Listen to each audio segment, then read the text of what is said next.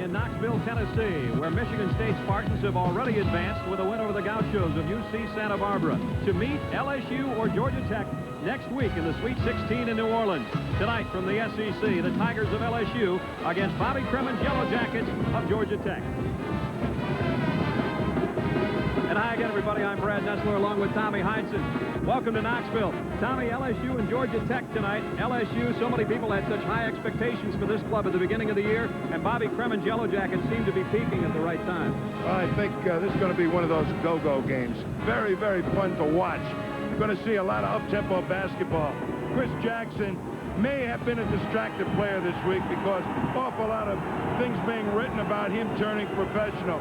He has had to shoulder the load in his freshman year, not now. They've had two great additions to their team, two 7-footers, the freshman Shaquille O'Neal and Stanley Roberts, the other 7-footer. So it's not just a speed team, but it's a beef team too. Going to be a tough matchup for Georgia Tech. That's the threesome for LSU. Georgia Tech has a threesome of their own. In fact, it's lethal weapon 3. And we're talking about Dennis Scott, Brian Oliver, and Kenny Anderson. A senior, a junior, and a sophomore. They combined for the majority of Georgia Tech's offense and have all season long. Scott, the leading scorer in the ACC this past season. And all of them right around 20 or above all year long. But Brian Oliver is the question mark coming into this game. Oliver suffered a stress fracture in his ankle earlier in the season. He's played through the pain, and Thursday in Georgia Tech's first-round game, he wasn't very effective. And, Tommy, I've got to think he has to be more effective tonight if Tech's going to run. He is very key in their fast break attack. He's their finisher, the guy that gets out first on a fast break to go with Kenny Anderson. Dennis Scott comes up behind the play, hits threes. But without that finish man, you can afford to change your defense a little bit. He's also supposed to be the key guy to go out and try and do a job on Chris Jackson. Well, both these coaches are impressed with the others club. In fact, Dale Brown really likes what Bobby Cremen's team has to offer. They've got a dynamite team. I think that they're as good a shooting team from the perimeter as I've seen, and of course a great playmaker. And I wouldn't think it would be a 40-39 game. I think it'd be an upbeat game. We have to run. It's part of our personality. And we just can't take away such an important part of our personality as our running game. This one has the makings of a triple-digit affair. LSU's Tigers, Georgia Tech's Yellow Jackets. We'll have it in a moment. CBS Sports coverage of the NCAA Basketball Championship is sponsored by Metropolitan Life and affiliated companies. Get Met, it pays. Nike, to remind you to just do it. And by Gatorade Thirst Quencher. Gatorade is thirsty for that deep down body thirst. Give me the ball, give me the ball, give me the ball! You got a thirst? Give me the ball, give me the ball, give me the ball! You know what you need. Give me the ball! Fluids and minerals fast. Give me the ball! Energy for hard-working muscles.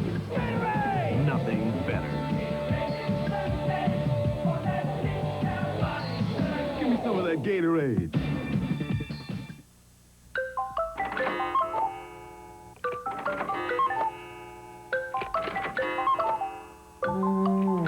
It's time to review your insurance needs with MetLife.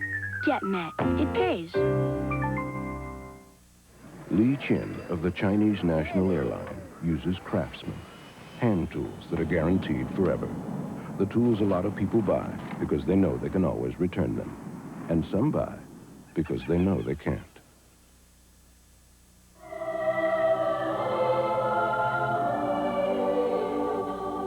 The freedom to say and think what we believe, to express our individuality and diversity. That's our birthright, and it's ensured by this document. Join us in supporting the National Archives celebration of the 200th anniversary of the Bill of Rights.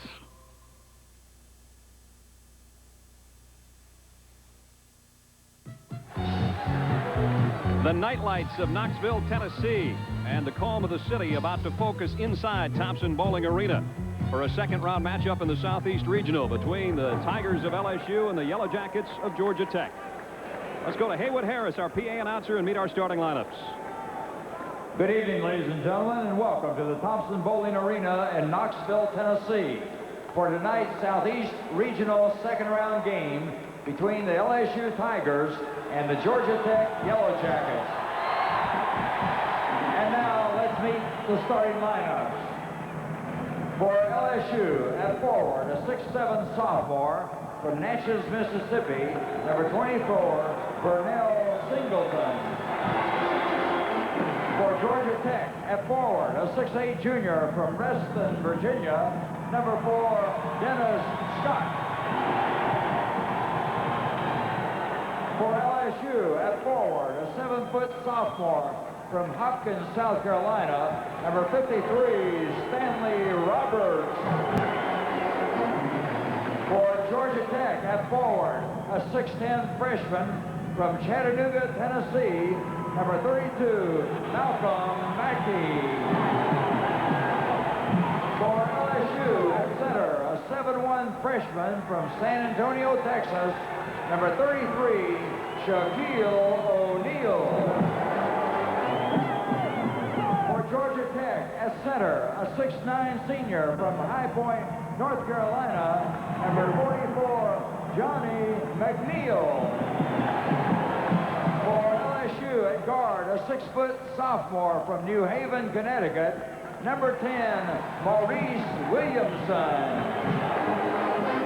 For Georgia Tech at guard, a 6'4" senior from Smyrna, Georgia, number 13, Brian Oliver. For LSU at guard, a 6'1" sophomore from Gulfport, Mississippi, number 35, Chris Jackson. And for Georgia Tech at guard, a 6'2" freshman from Regal Park, New York, number 12, Kenny Anderson. And introducing the head coaches for LSU in his 18th season, Dale Brown. For Georgia Tech in his 9th season, Bobby Crimmins. A matching of wits, a matching of great point guards and high scorers. LSU and Georgia Tech. We've got it next.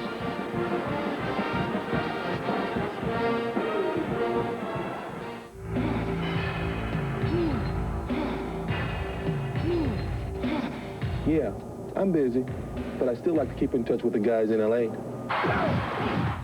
And the guys in Kansas City. Give me a wait space when I want to call. AT&T can design a Reach Out America plan to please anyone, even the toughest customer. Phone knows long distance. Today we'll talk more about proper tennis procedures. Let's begin.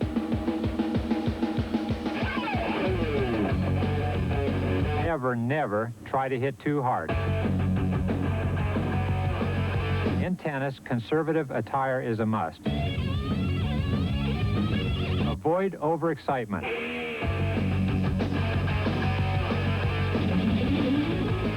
Maybe we should go through this one more time.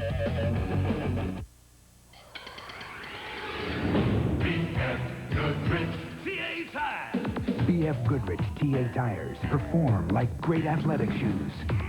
They grab. They dig. BF Goodrich TA tires. BF Goodrich TA tires, the athletic shoes for your car. BF Goodrich TA tires. Thompson Bowling Arena, round 2 of the Southeast Regional. Ted Valentine, Ted Hillary, and Tom Clark are our officials tonight. And we're set for LSU and Georgia Tech. Georgia Tech, the tournament champions of the ACC. LSU comes in 23-8. Georgia Tech 25-6. Burnell Singleton and Malcolm Mackey have us underway, and LSU will control. LSU, I think, has really got to tune that inside game. And Georgia Tech is going to have to be worried about their inside people getting in foul trouble. Big key for them. Keep their bigs out of foul trouble. Dennis Scott, the ACC's leading scorer, around a Mackey pick. And now Kenny Anderson, the sensational freshman, will set it at the point for Georgia Tech. Here's Scott around a pick. Lost the handle. Last touch by LSU. Dale Brown's plan on Dennis Scott is to use 2 people over the course of the game, use up his fouls if need be, and probably force them into the paint to their 2 shot blockers. And they can block the shots. O'Neal and Roberts, both over 7 feet tall, and they fill up a lot of the lane. Anderson tried to feed it in low. Vernell Singleton does a nice job of fronting Scott. He's their main man, and he was quite effective inside and outside in their first-round game. Georgia Tech has to be aware there's only 11 seconds on the shot clock as they inbound.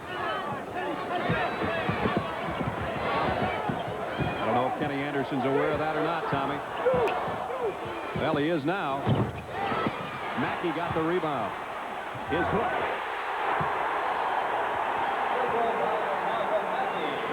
How well he does against the Great Wall of China. That's what I call those 2 big guys from LSU, the Great Wall of China.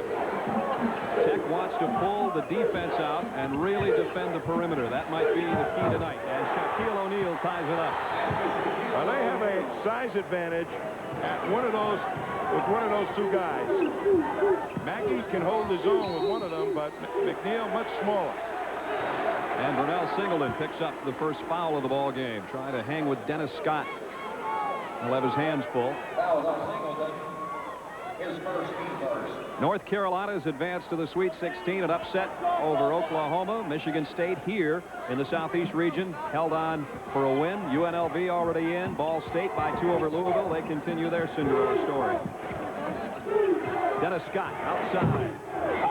Brian Oliver somehow got a rebound over the tall timber and had it stuffed back in his face.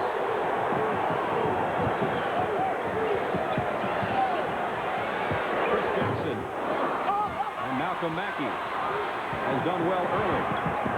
Scott pulls up all alone. What a brick on a 3-pointer, and Oliver again, and this time he's fouled. What Georgia Tech wants to do is really up-tempo this game. You're going to see the block right now by the Great Wall of China, at least one of them. That's the West Wall right here. And the other one coming in and swatting it away. But that's what you really have to be alert to, is underneath, you will not get a shot 5 feet from the basket. So up against and kick it back out. 2 of Georgia Tech's top shooters have started off a little bit tight here. Brian Oliver misses a free throw, and Dennis Scott already 0 for 2 from the field. Oliver finds it with the second one, and Georgia Tech back in front by a point.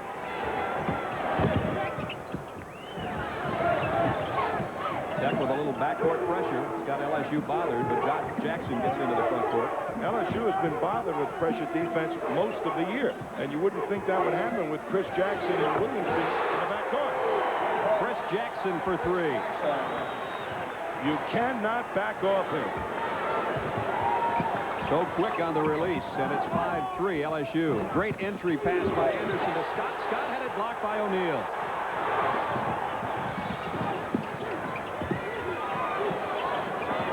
Roberts on the other end. In the paint.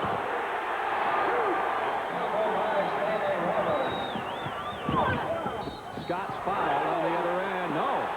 Scott picks up the foul. After the basket, quick inbound pass, and Scott was open, but boy, did those 2 pachyderms from LSU, the big guys, hustle down and get there to help create the charge. It's going to be interesting to see how much Georgia Tech starts adjusting their shots after what's happened here in the first 3 minutes. LSU by 4. Jackson again, same spot. No good this time. Scott lost it. It'll be LSU ball. Dayton trying to pull off the upset over Arkansas. They've already done it to Illinois. Earlier, Connecticut by 20 as the Huskies, the #1 seed, advance. Clemson's Twin Towers inside a winner over LaSalle. Williamson, free with the right hand, followed by Singleton. Pass break of Georgia Tech really not working right now as the inside people of LSU have taken it away, and their offense has been perking.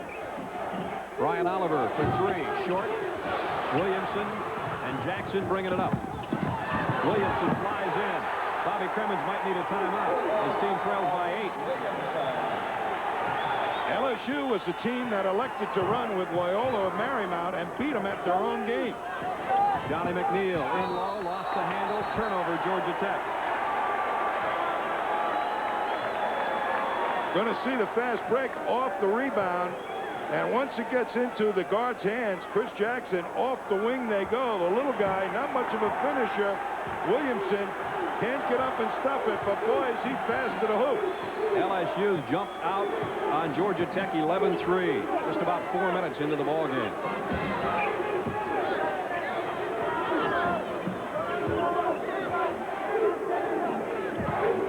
Williamson down in to Shaquille O'Neal.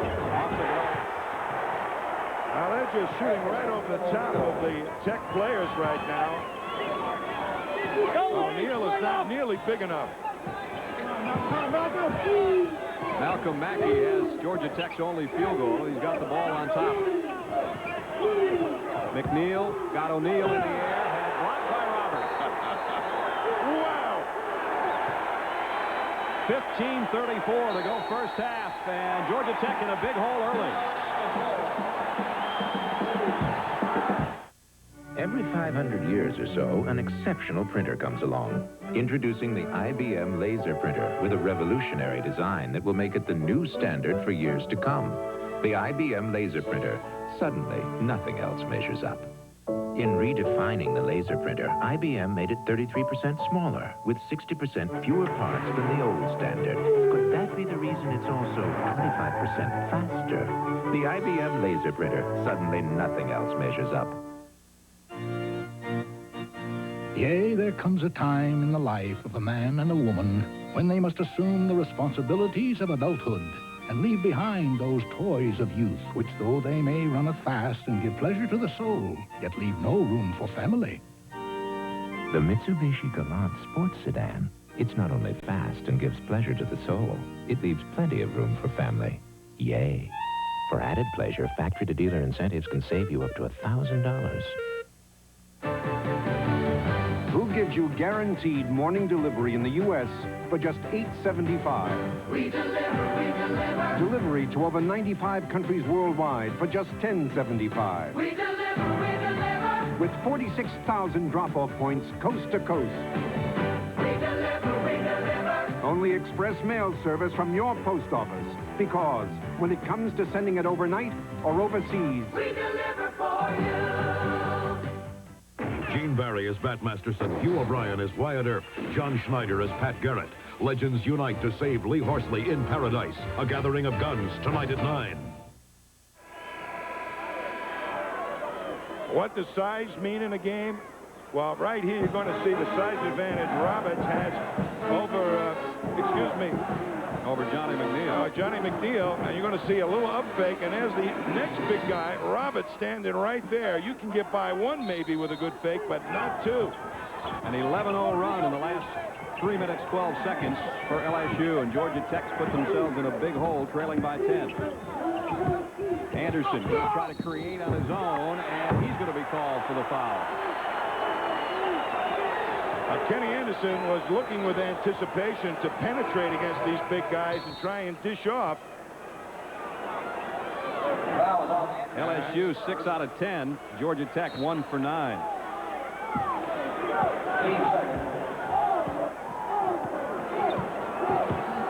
Chris Jackson brings it up, and Carl Brown in now defensively for Georgia Tech. And Georgia Tech has gone to their smallest lineup.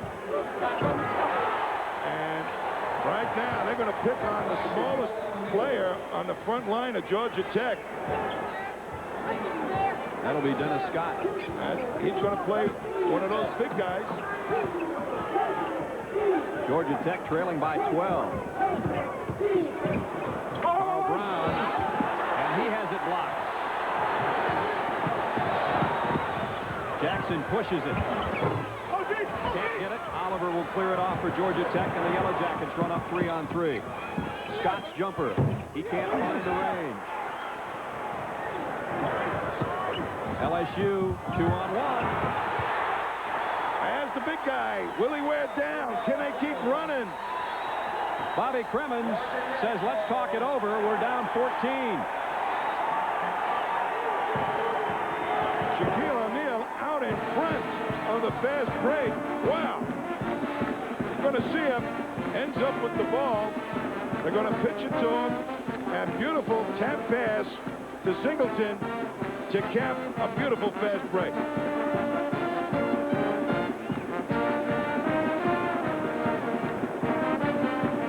Attention, please. This area is for the loading and unloading of passengers only. Please stay in line. Keep left. Merge right. No shirt, no shoes, no service, no pets, no parking, no standing, no camping, no excuses. If the trials and tribulations of everyday life are getting you down, Kawasaki is happy to offer some fast relief. Have fun. Oh, Adrian, you don't sound good. That's why I sell insurance. She won't get to heaven, her boy. She's a friend of the church because she takes the church at heart. Pastors get so involved in their ministry that they forget about worldly things. These pastors trust Adrian Yurko with their life insurance. She's been with New York Life for 7 years and with their church for 9. Oh, she has my support. She's got my money, too. New York Life, the company you keep. My grandson would thank me 20 years from now.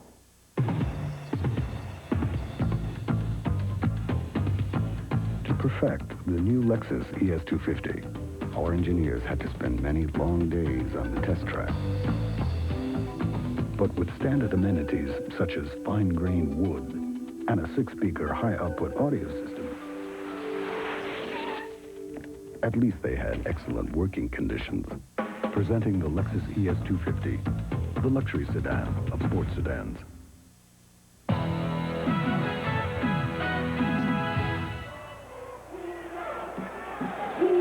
The NCAA tournament many times brings out the best. And with a 17-3 lead, that's how it makes a coach feel. Dale Brown hoping his team can get to the Sweet 16, and they're off to a sweet start here. Well, with Georgia Tech's small lineup, Roberts is going to have to go out on the perimeter and play somebody. And the three-point shooting game that's been so effective for Georgia Tech, they've got to get it going. This guy has to score for them. I mean, against this small lineup, LSU is willing to go man-to-man still. Scott posts up low. That's goaltending on O'Neal. So Scott's first basket ends up out in the second row. You can afford to get up close on Scott if you've got 2 shot blockers like O'Neal and Roberts there. And Singleton is in Scott's jersey. It took almost 5 minutes for Georgia Tech to get a basket, and it didn't even go through the nets.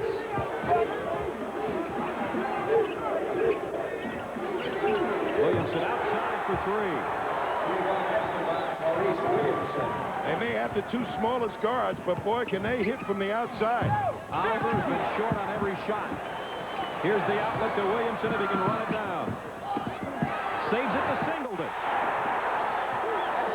When you're 7'3", or you can look over the top of the defense and find guys streaking up the court. Kelly Anderson for 3. Three-point basket by Kenny Anderson. LSU by 14. Scott has got O'Neal. Singleton, great move on the baseline and a chance for a three-point play. What most teams have been doing to play the big people of LSU is use Singleton's man to go down and collapse and cause problems. And here you're going to see that happening, but that leaves Singleton wide open with easy moves to the hoop. All he needs is a pass, and his great leaping ability takes him to the hoop before you can really stop him. Singleton already with 8 points. He had only 9 the other day in round 1. Dayton and Arkansas tied up. Well, he gives them a 3-man fast break attack because he's got that speed. They throw 3 at you real fast. And they got the rebounding with the 2 big guys to make the fast break happen. The backdoor cut by Scott, and he missed in close, got his own rebound. Can't get the hook. O'Neal will clear it.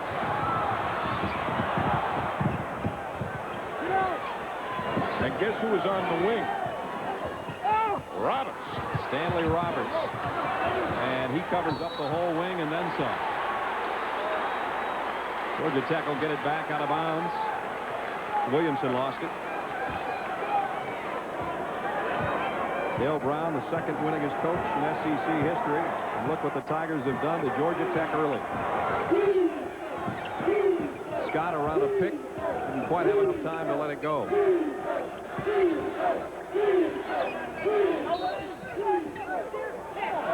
Whistle and a foul on Williamson as he was guarding Kenny Anderson.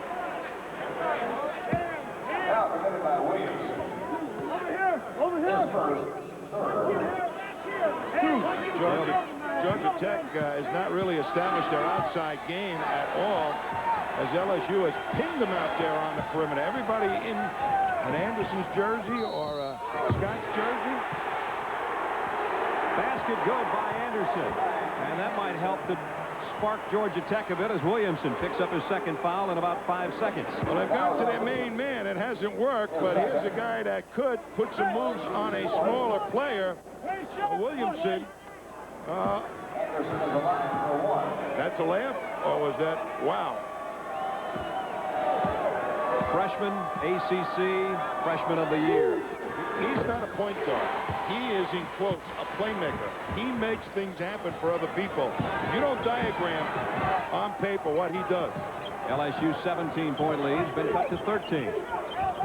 O'Neal makes a nice catch and wheels for the one-hander. Georgia Tech has gone back to its big lineup.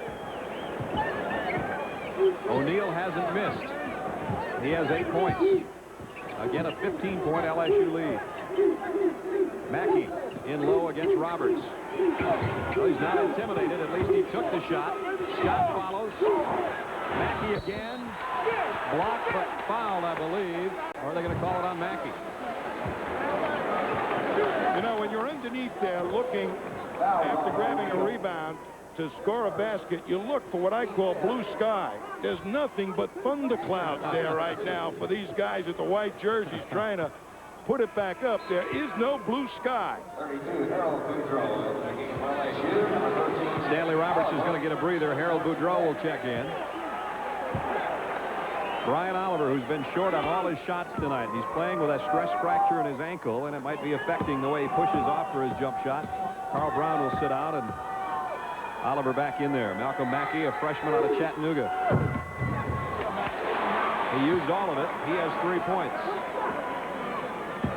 He was heavily recruited to come here and play at Tennessee and opted for Atlanta in Georgia Tech. He's been a good freshman for Bobby Cremins. Second one won't go. LSU clears it off, and they bring it up by 14. That one's too hard for Singleton. Scott takes it off the glass. Oliver finally got one to go in. Well, that's what Georgia Tech needs. And LSU, if they turn the ball over, Tech will jump on it. We've just worked our way under 11 minutes to go first half. 26-14 LSU. O'Neal's been perfect from that spot. This time he's fouled.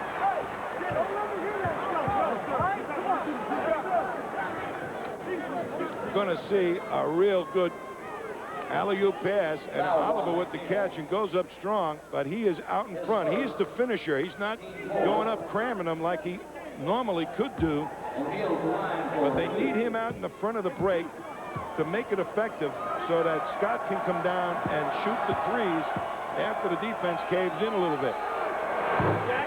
Shaquille O'Neal's been hitting those line drives from the field and now does so from the free throw line. Carl Brown will check back in for Georgia Tech, and Malcolm Mackey is going to get a breather. So Georgia Tech back to their small lineup, Tom. What they're hoping to do is pull out Stanley Roberts or O'Neal out onto the perimeter, or at least get one of those shot blockers out of there. O'Neal already in double figures. So they can penetrate. One thing you do against shot blockers, either drop the ball on the floor or put it off the glass over the top of this man. Have the man who that shot blocker was defending go for the offensive rebound. Anderson can't connect. LSU comes down. They've got Georgia Tech doubled, 28-14. They double on O'Neal. That leaves Williamson open, and he threw an air ball that Brian Oliver pulled off the backside. Another goaltending on O'Neal. But I mean to tell you, Shaquille O'Neal was one of the, he's probably the quickest man on that size I've ever seen. He's back against the front end of the fast break. Wow. That cuts it to a 12-point LSU lead. Here's O'Neal on the other end. Again, they double down on him. Anderson tried to help out for a moment and to find his own man. O'Neal finally missed off the glass, but he got his own rebound. Carl Brown will pick up the foul. That's his first. 9:58 to go first half. And LSU jumped out early on Georgia Tech, and they really haven't let up on Bobby Creme and Yellow Jackets. 28-16 as Stanley Roberts checks back in, as does Randy Duvall. Well, Bobby Crimmins, I think, with his ball club challenged the strength of LSU to see how strong it was. It's pretty strong, huh? Chris Jackson, nice move on Brown. Took an off-balance shot, not a good one for the All-American. And here comes Georgia Tech. Dennis Scott. Now that's what they do well. Oliver and Anderson, excellent middlemen, good decisions in that fast break. Georgia Tech cuts it to 10. This was a 17-point lead at one stage. Missed three-pointer. Kenny Anderson pulls it off for Georgia Tech, and he'll bring it up.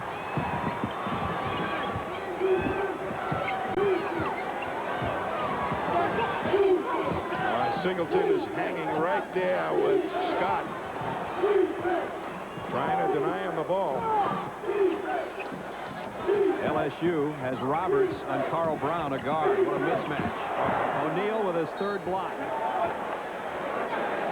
Here's the last fast break as Oliver, off the dribble, just pushes it down to the wingman, Scott, and before those big guys can get back to do anything, they get a layup. That's what they're going to have to do to keep those big guys out of the shot block department. But O'Neal is so fast that he can get back and stop even those. You saw the blocks.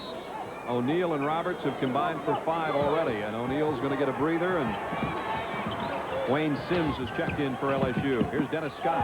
Nice drive for Scott. He has 6, and he's starting to warm up, but it's all inside. That cuts it to an 8-point game. Well, Singleton's out there taking away his three-point shot, and he's forcing him to one of the shot blockers.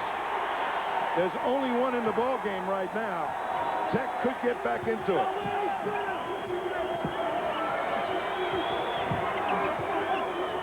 Here's Sims outside.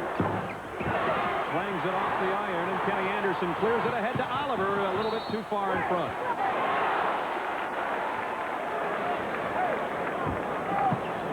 When there's only one shot blocker in, that's the time to go. He beats Singleton, and Roberts really got picked off and out of the play, so he couldn't even attempt to block.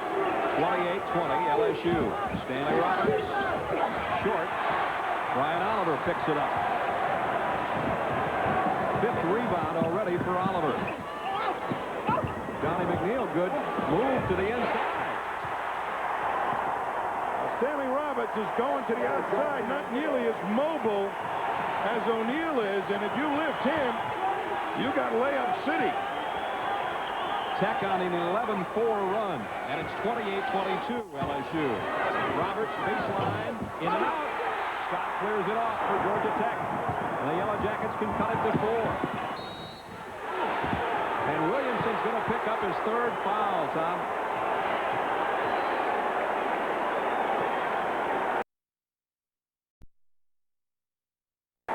.7:41 to play first half. Bobby Creme and Yellow Jackets have fought back in it, trailing by 6. My poor brother Tom, every time he tried to see. Dean Smith's Tar Heels pick off the top-ranked Sooners in the Midwest. Clemson came from way back to beat LaSalle. 12 of the top 16 still alive. The ACC is perfect. Georgia Tech is hoping not to blemish that mark as they trail LSU, but now it's only a 6-point difference, 28-22. Tech's made a nice run, Tom. They have, but it's about to come to an end, I think, as Dale Brown has gone back to not the Twin Towers, but the Twin Pyramids. As Shaquem O'Neal is back in the ball game. We'll see how much Georgia Tech alters their shooting form with him back in there. He and Roberts do indeed fill up most of the paint. Both over 280, both over 7 feet tall. Dennis Scott posts up on Singleton. He's fouled as O'Neal rejects another one. That's Dennis Scott's mentality, though. He's not going to quit shooting because there's a couple of big guys in there. Well, he's working against one man, and the other two guys, the big guys, are on the weak side of the court just waiting for him to turn to the middle. That shot is not there. Against these guys, it's the perimeter game, really, that should be open. Somebody should be laying some picks on them and forcing O'Neal or Roberts to switch out. And then he can get by at least one of them. Maybe what Bobby Cremins was telling Carl Brown over on the sideline. Meanwhile, Dennis Scott, who has 7 points, tries to cut it to a 4-point lead and can't, but Brian Oliver will keep it alive. Scott for 3, way out. He knew as soon as he let go that one wasn't going, but it comes off Stanley Roberts' foot. The Flyers and the Razorbacks. How about Dayton? Olin Richardson team having trouble. 24 Singleton back in for LSU. Singleton will check back in. Harold Boudreau goes out, and Singleton will have the job of covering Dennis Scott again, I'm sure.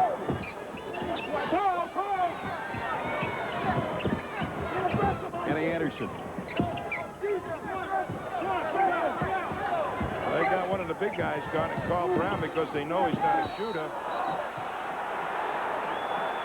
Brian Oliver got up in the air. Chris Jackson made him come down with it, and it's a turnover against Georgia Tech. Well, that should have been a jump ball because he hits the ball, and he went to get it. That's either a jump ball or he could have kept it.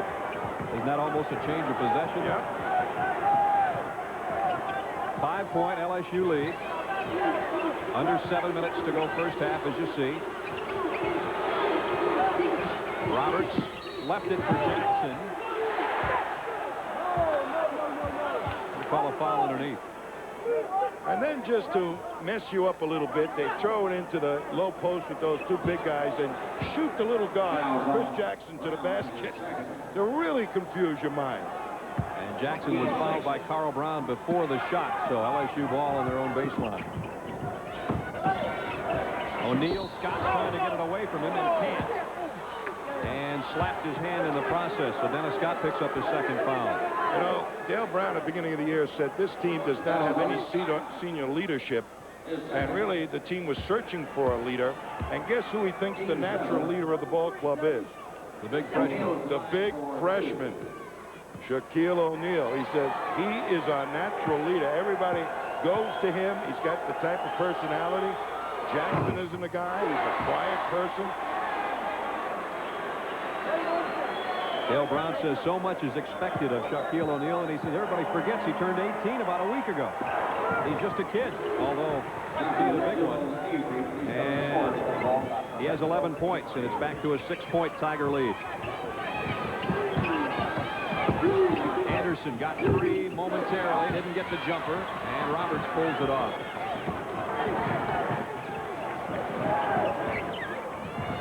There's the double on O'Neal. He gives it right back to Singleton. And what a follow by Roberts. Kenny Anderson was trying to rebound, but they went over about 4 feet over his head. Pull it down. Tip it in. Since O'Neal's come back in, Tech has hit another dry spell. Well, they're trying to force it inside. They got to work some picks to get Scott open on the perimeter. Right out. Here's a pick for Oliver. Scott sent it. Oliver can't deliver. Singleton. In fact, that's not a bad move because Singleton isn't going to switch. And whoever uses a Scott pick is going to be wide open. Chris Jackson has 5. LSU opens it up to a 10-point lead again. Quick pass down low. Knocked away by Singleton. Bobby Cremins in his 9th year at Georgia Tech. Going to bring one of his big guys back in, Johnny McNeil. Comparatively speaking, not that big, though. It's 6'9" compared to what LSU has to offer.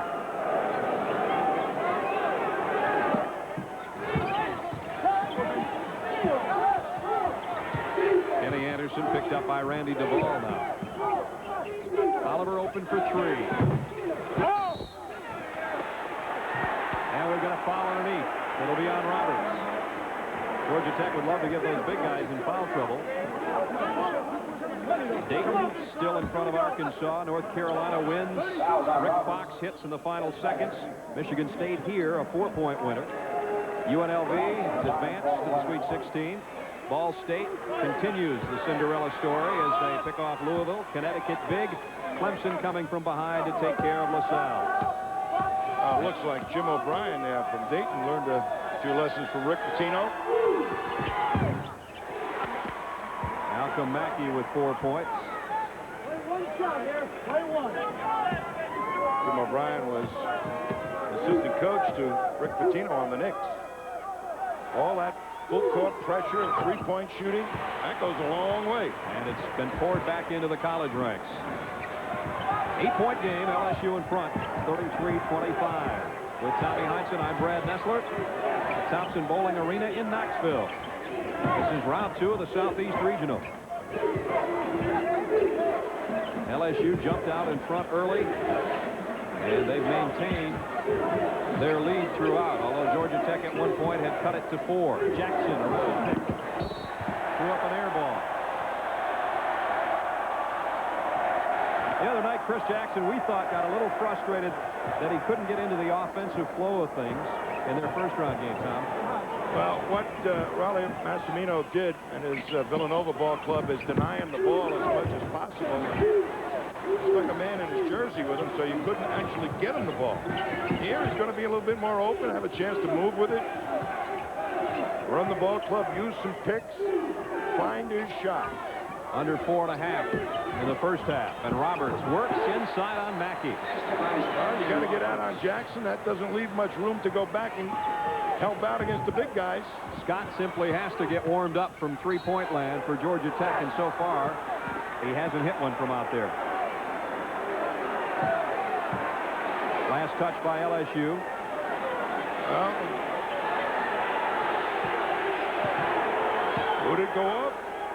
Went off the referee. 35-25. LSU by 10. Approaching the 4-minute mark first half. Kenny Anderson wheels for a jumper, and he was fouled in the act.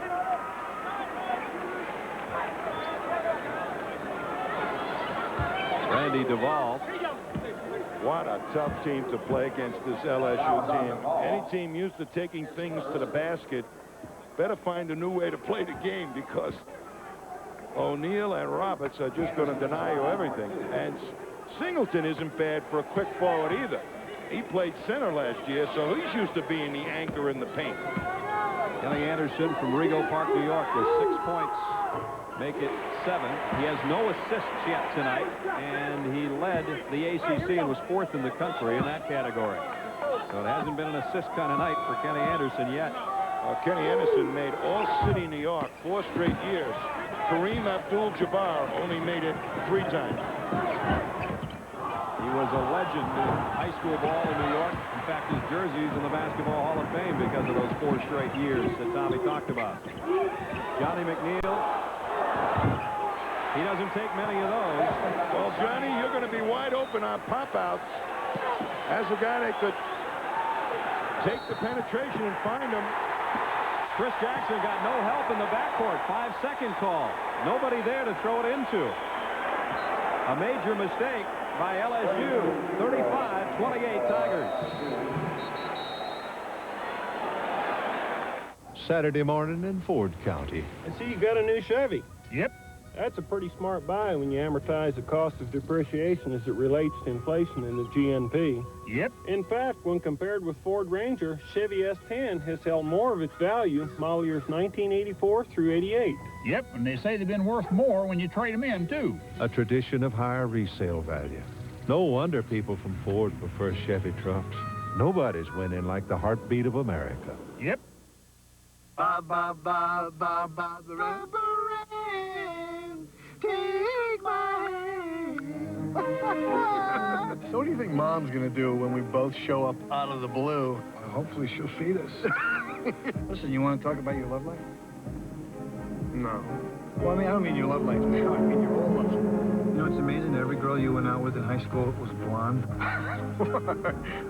Whoa, geez. Just thinking how much time we could spend not together.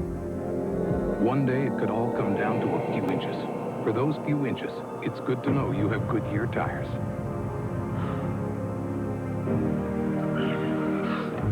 Everything changes and everything stays the same. This is good. I guess they're home. I miss you. I miss you too. That's why we say the best tires in the world have Goodyear written all over them. UNLV and Ball State have already advanced to the Sweet 16. Ohio State had to go overtime in their first-round game. May have taken something out of them. Jerry Tarkanian's running Rebels advance to meet Ball State in the West Regional. Ball State's been the giant killer so far. Well, you know, Louisville had some problems with that Idaho team early in the ballgame and then stepped out and run. But they usually try and bring that Louisville team along step by step so that they're at their best as they reach the tournament. Didn't look like it happened this year. Georgia Tech down 7 as we approach the 3.5-minute mark. Dennis Scott open around a pick way out for 3. Now they're going to shake him loose. They're using 2 picks to get him out there. No single defender can go out and fight off 2 picks against a good shooter. Entry pass to O'Neal. Doesn't get it off the glass. He and Mackey fight for it. Gonna call a foul on Malcolm Mackey. Mackey is trying to, Scott is trying to shed Singleton. Here's the first pick, the second pick, and Scott, a quick shooter, that's all he needs is that little time to get the shot off. But most of the game, Scott was fighting Singleton, who was in his jersey. You got to knock him off a little bit. Otherwise, Scott's going to be in for a tough day. Shaquille O'Neal will go to the free throw line already with 11 points.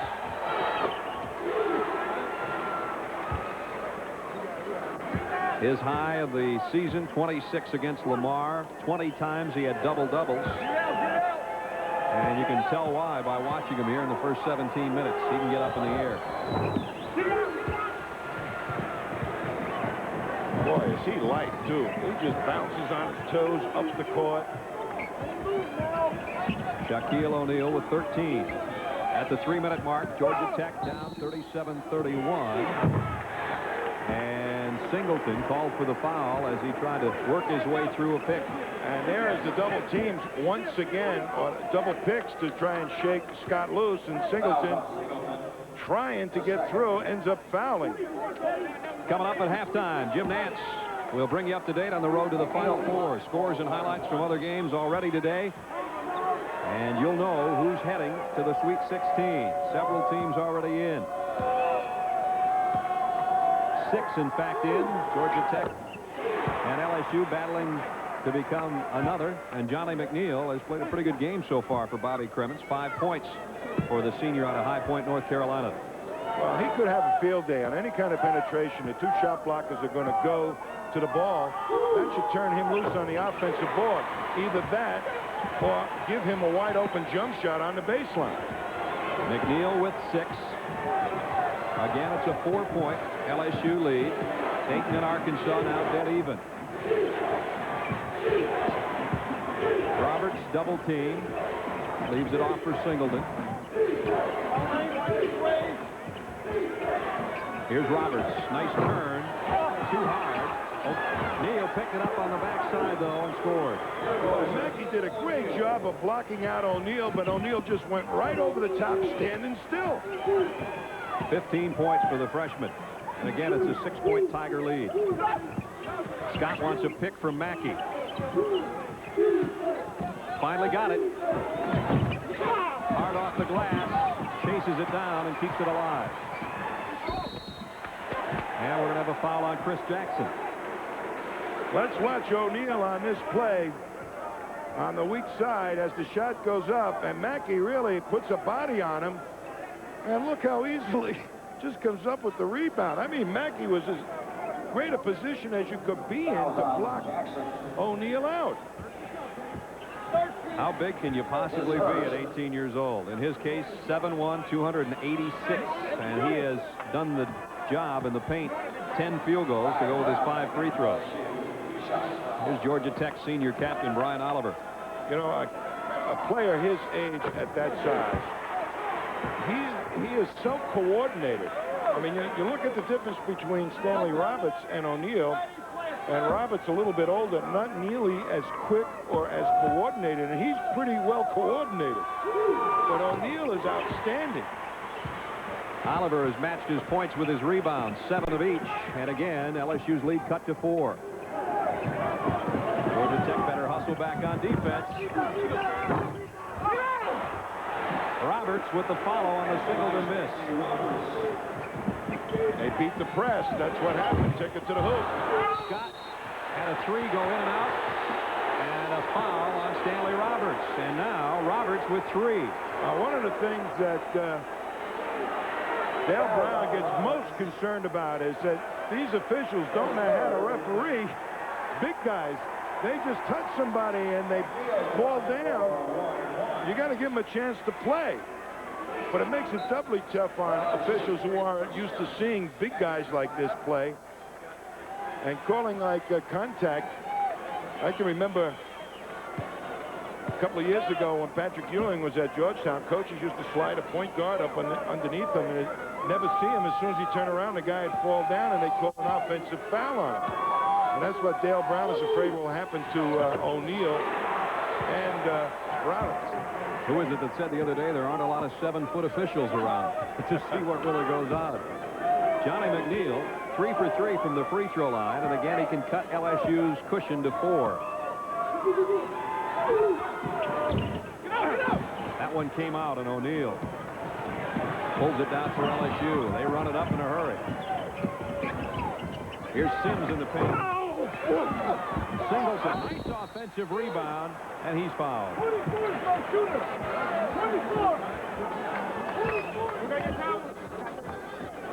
1:41 to go in the half. 41-36. Johnny McNeil picks up his second personal. Georgia Tech can ill afford to get their big men in foul trouble because they don't have any type of depth. Mackey and McNeil each with 2. Mackey's been playing for a freshman rather smart himself. Even though he got beat on that rebound by O'Neal, he played him the way you're supposed to play him. He didn't go for the rebound himself. He just tried to contain O'Neal. You don't get in foul trouble that way. Singleton, this is the first of 2. And the second as well.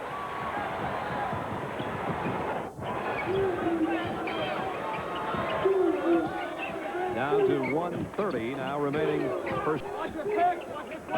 Scott posted up low. How many shots has Dennis Scott had go in and out? Kenny Anderson. This is as close as Georgia Tech has been in a long time.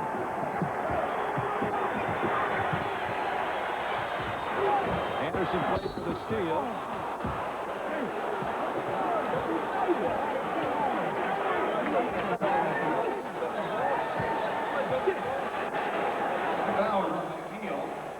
His third. 1:05 to go in the half.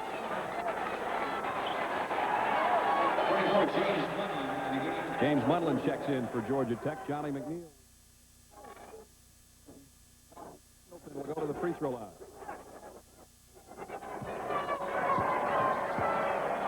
We welcome our viewers from the Dayton, Arkansas game to Thompson Bowling Arena in Knoxville, Tennessee, where LSU jumped all over Georgia Tech and led by 17. But Georgia Tech has dwindled it down to 41-38 with 1:05 to go in the half. Well, what happened was that Georgia Tech tried to attack the two big guys, take the ball inside, Shaquille O'Neal and Stanley Roberts, and they were eating them up alive with blocking shots. Georgia Tech has become a little bit more discreet, shooting on the outside, their normal game. Dennis Scott over O'Neal. That's an air ball. Had to adjust the three-point shot. Chris Jackson's going to bring it down against Carl Brown. Offensive foul on Jackson. Again, Georgia Tech had the first field goal of the game, and then LSU just took over. And there you see what they've shot. Georgia Tech's been ice cold. They've helped themselves with offensive rebounds. Shaquille O'Neal, 15 points and 4 blocks. Chris Jackson, only 5 points. And Bobby Creme and Yellow Jackets are going to feel like they are Irish lucky if they can go into the locker room only down a point, and they're going to play for the final shot. Well, Georgia Tech got back into this ball game primarily because Dale Brown was forced to take one of his big guys out, those two pyramids. And I think that's when Georgia Tech started to get their running game going, and they crawled back into it. Now this little guy outside, as a freshman, he's taking shots. Shot clock is off. That's the game clock until halftime, down in the corner of your screen. Kenny Anderson penetrates. Got it off the glass. Jackson, not much time. Singleton at the buzzer.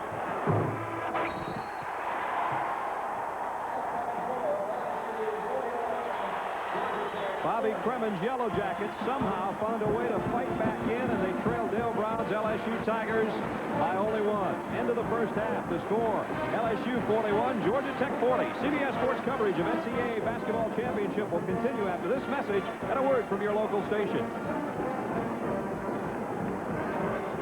CBS Sports coverage of the NCAA Basketball Championship is sponsored by Apple Computers. The power to be your best. The Goodyear Tire and Rubber Company, and by Budweiser, the king of beers. Remember, know when to say when. Your first house, the biggest investment you've ever made. How will you protect it? Call Allstate before you close for answers and comforting prices. Another reason. You're in good hands with Allstate. There's another way for new homeowners to save money.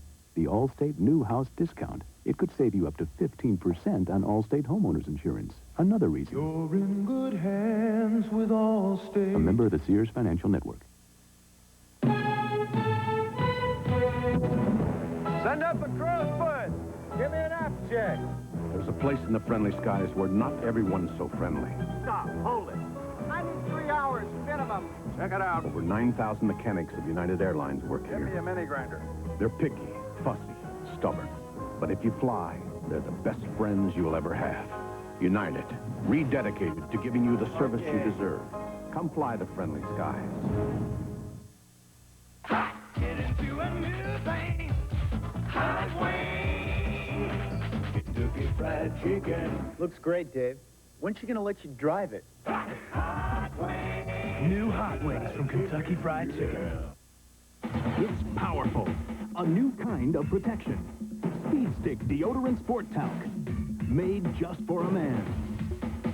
New Speed Stick Sport Talc. Powerful all-day protection. Dweezil Zappa. Starring in Normal Life. Moon Zappa. Starring in Normal Life, not your normal comedy. And Valerie Bertinelli's back in a glamorous new role. Hi. She's knocking the men off their feet. I just kind of like sneak up on them and get them when their pants are down. Dweezil Zappa, Normal Life. Valerie Bertinelli, Sydney. Premieres Wednesday on CBS. This is CBS.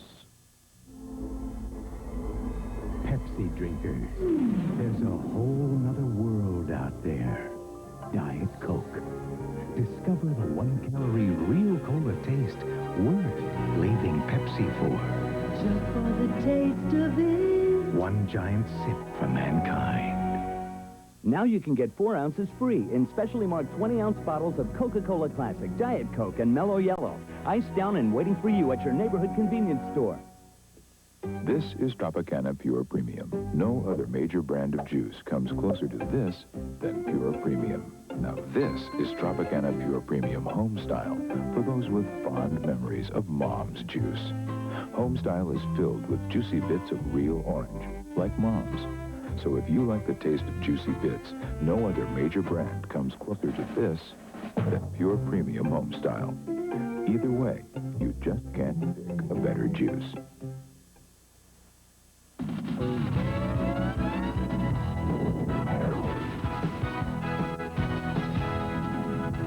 Well, Lethal Weapon 3 fights back from 17 down, pulls within 1 at the half in Knoxville, 41-40. As we bring you back to our studios, again, St. Patrick's Day greetings to you. Jim Nance along with Mike Francesa. A one-point game there, and a similar story in the game that's taking place in Austin. A big comeback right before the half, turned in by the Arkansas Razorbacks. They scored the final 11 points of the first half to tie up the Dayton Flyers 42-42. What about that game, Mike? How did they come back? Arkansas settled down. They had turned the ball over a lot early in the game. Remember one thing, Nolan Richardson has to be happy at the half. His star, Lee Mayberry, no points in the first half, averages 15 a game. Okay, we'll look for that in the second half. We'll be updating that game, of course, throughout the second half of LSU Georgia Tech. In the meantime, we continue on the baseball front. Jim Gray has been standing by the last 2 days at the Summit Hotel here in New York. Right now, he stands by with some interested baseball players about the lockout. Let's go to Jim right now. Well, Jim, we're standing by with some of the negotiating members. 26 of them, the player reps, just finished meeting with Union Chief Don Fear. They have decided to support the union, continue that support. They do not accept the owner's latest proposal. Why not, Oral? What was wrong with that proposal? Well, the main reason was, of course, the salary arbitration gap has not been bridged, and the other issues have not been bridged. The whole negotiations have always been narrowed down to salary arbitration, and it's really not true. Some of the other issues have not been solved. The minimum, the rosters, collusion language, all different things across the board have not been solved. But the whole push from the owner's side and most of the media was trying to narrow this to one issue, and it really hasn't been one issue the whole time. It's been a multitude of issues. Well, with that multitude of issues, apparently now, Paul Molitor, there is a lot more to be solved. Do you have a crystal ball? It seems like April 2nd is totally unreasonable, isn't it? Well, it does seem that way. I don't know how that could possibly happen at this time. Like Oral said, we don't, look down on the fact that they did make some significant offers in certain areas. However, the one main problem area for the players being the 2 to 3 player category, and since that was not addressed, it wasn't a very difficult decision for our board to reject their latest proposal. Also joining us is Dave Winfield. Dave, I want to ask you, how many clubs and how many player reps urged the union to take the current proposal? I'll tell you what, with the 26 there, you don't have any sign of that. There are people, when you have 700 and some odd people, it's hard to have 100% of the people behind it. But overall, and the people who are, they have expressed confidence in the negotiating team, Don Fear, and the proposals just were not quite adequate. Seems to be no reason for optimism, is there? Well, you always have optimism that something can be resolved, and I'm sure in the short run or the long run, there will be a conclusion and there will be baseball this year. I feel that way personally, but we haven't reached that point yet. Looks like it's going to be the long run, Jim Nance. All right, well, Jim Gray, thank you. Here's a Big Ten score that Dave Winfield out of Minnesota might be interested in.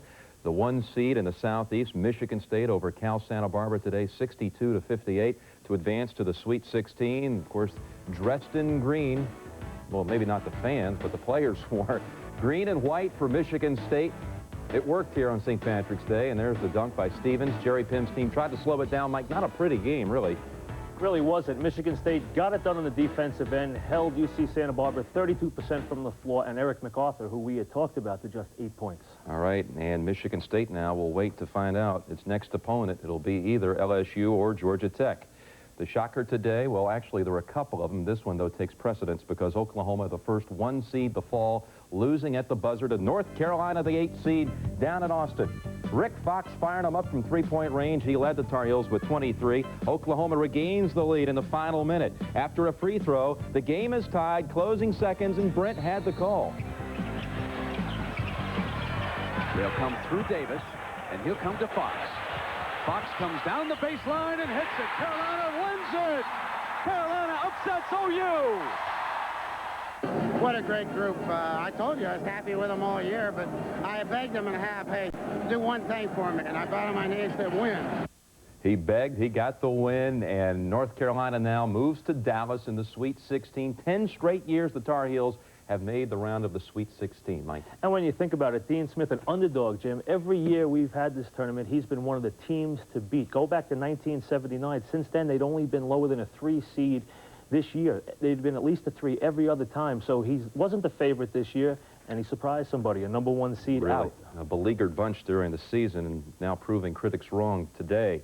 All right, the other Cinderella, Ball State, a 2-point win against Louisville, 62-60. And in this game, Louisville fought back from 17 down, had a shot to win it at the buzzer. A 3-point try from Everett Sullivan, misfiring at the buzzer. There's Rick Majerus, the former Ball State coach who's now out at Utah, and watched on the floor out there at Utah as his former team went in front. What a great slam by Chandler Thompson. Here's the shot at the end.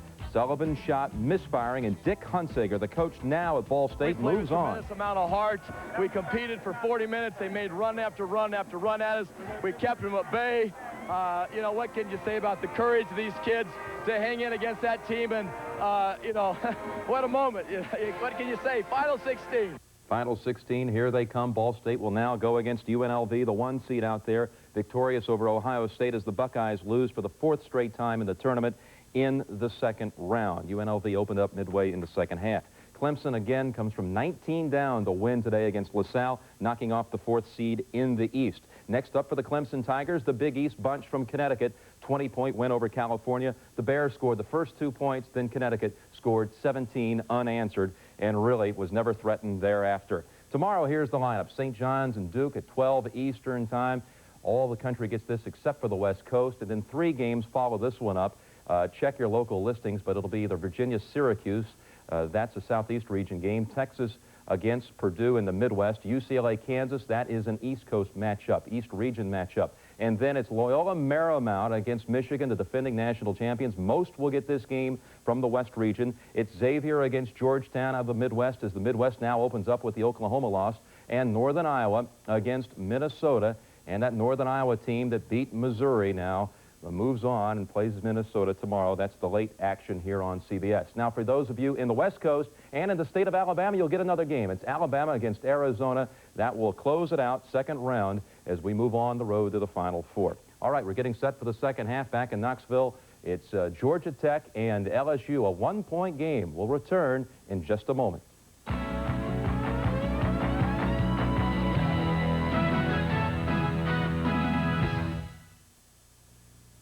People keep asking me how it felt to be in the first Jamaican bobsled team. Well, let me tell you, man, it was cold, freezing. See, coming from Jamaica, the only thing I like cold is Miller Lite. Light's not some watered-down version of your regular beer. It's a less filling beer that really tastes great. And let me tell you, man, Jamaican bobsledders will be ready in '92. Keep training on, going for the gold next time. You gotta believe when it's Miller Lite, less filling tastes great. To order your copy of the official NCAA 1990 Final Four program, call toll-free 1-800-866-NCAA or send $8 to this address. As a special offer, relive the thrills of the first 50 years of America's most exciting sports event by ordering the Final Four. 240 pages of great photos and stories for only $29.95 plus $2 shipping and handling. Order today and receive the Final Four program free. This message furnished by the NCAA. I started playing sports at a very young age because my dad was coaching at a church which we attended, and so I went to all the games with him. And in high school, I played all 3 sports, football, basketball, and baseball. And then went to college, played basketball and baseball in college. I started off as a football official. And I got so involved with football, and I enjoyed it so much, I went on into basketball. And this is my 26th year in basketball. My philosophy has always been to try to gain respect of the coaches and players, try to communicate. The main goal that any set of officials has is to make sure they control the game. Both teams have the equal opportunity to win the game, and when you get through with the game, just come out feeling good about yourself. This message furnished by the NCAA. Halftime in Knoxville. LSU clings to a 1-point lead over the Yellow Jackets of Georgia Tech, 41-40. Welcome back to Knoxville. Brad Nessler and Tommy Heinsohn. Tommy, I got to think the Yellow Jackets are real lucky it's only a one-point game right now. Well, I think they made the transition. LSU had to take one of those big guys out. That's when they made their run. They had great difficulty doing it against the two big guys. Well, the big guys helped the points in the paint for LSU, that's for sure. You see 15-point difference for LSU in that area. 3-point shooting each club with a couple. O'Neal and Anderson, the leading scorers. Kenny Anderson and Shaquille O'Neal, both freshmen, and they're leading their clubs in scoring. CBS Sports coverage of NCAA Basketball Championship will continue after this message and a word from your local station. Are these the international rules? For a word he knows. He's going for a two-syllable word. Ladies and gentlemen. Europe. 426. It's a continent. Let's stick with one-syllable words. He's fine. Hold your hand right there. Okay. Mumbly peg. Mumbly peg with dirt. Levi's 100% cotton Dockers. If they're not Dockers, they're just pants. You guys have any food? Dun, dun, dun, killer shark. Dun, dun. I think you should go back to the office. Do you think the wave needs words?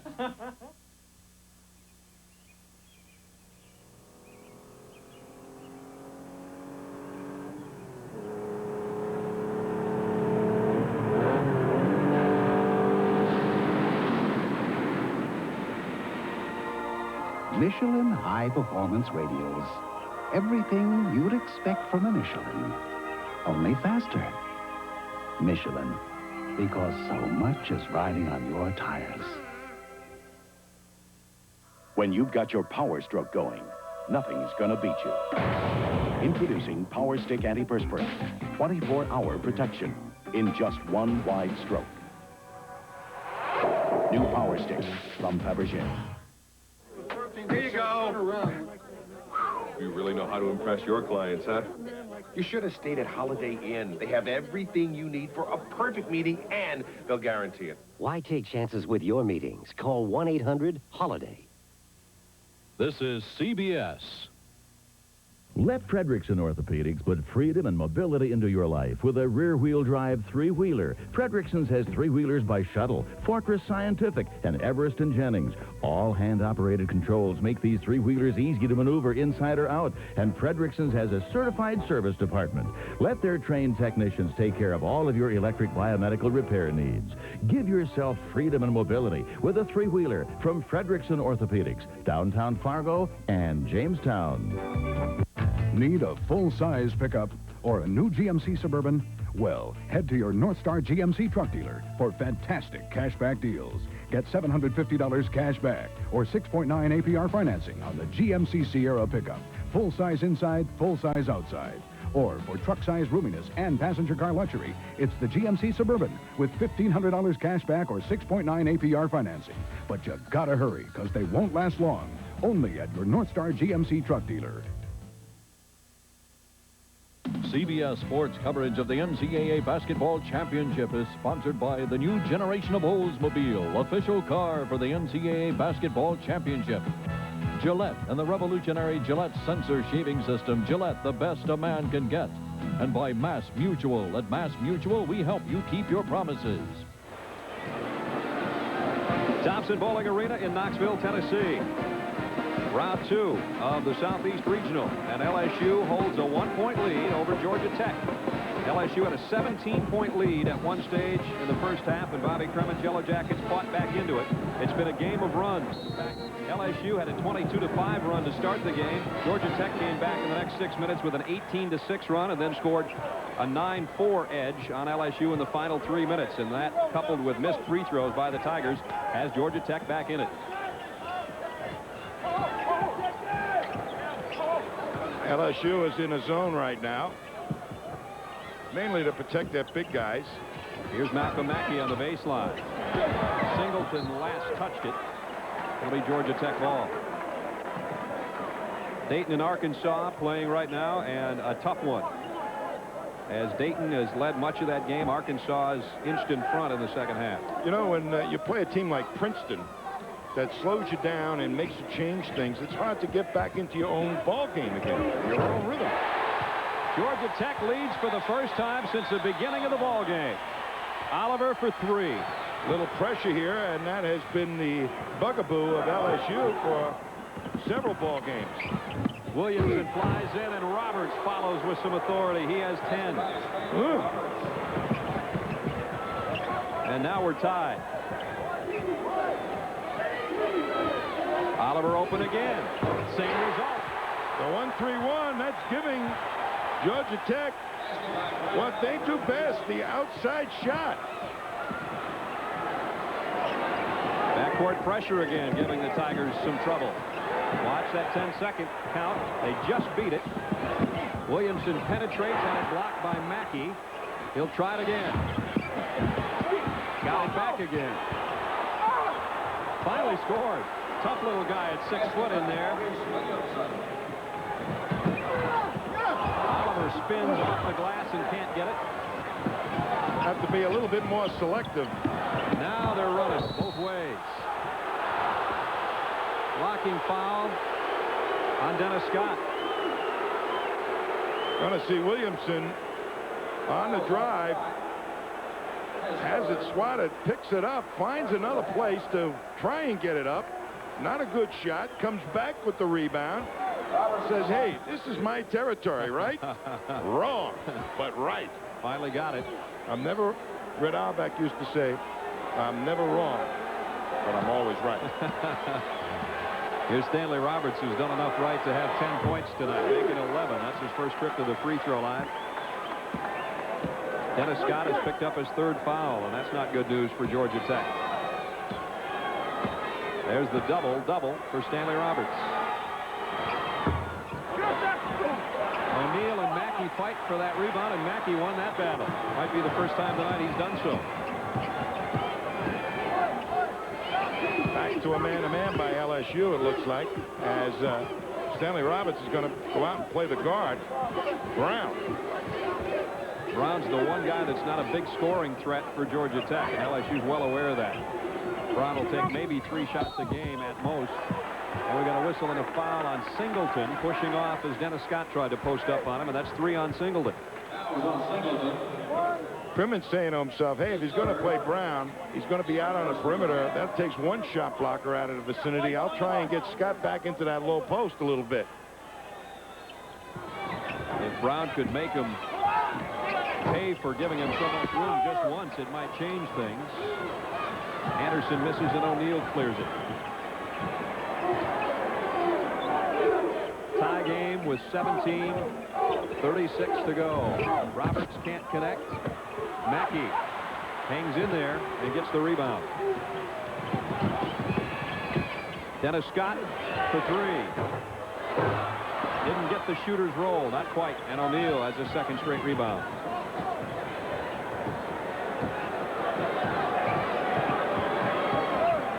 Chris Jackson working for a shot. Leaves it off to Singleton.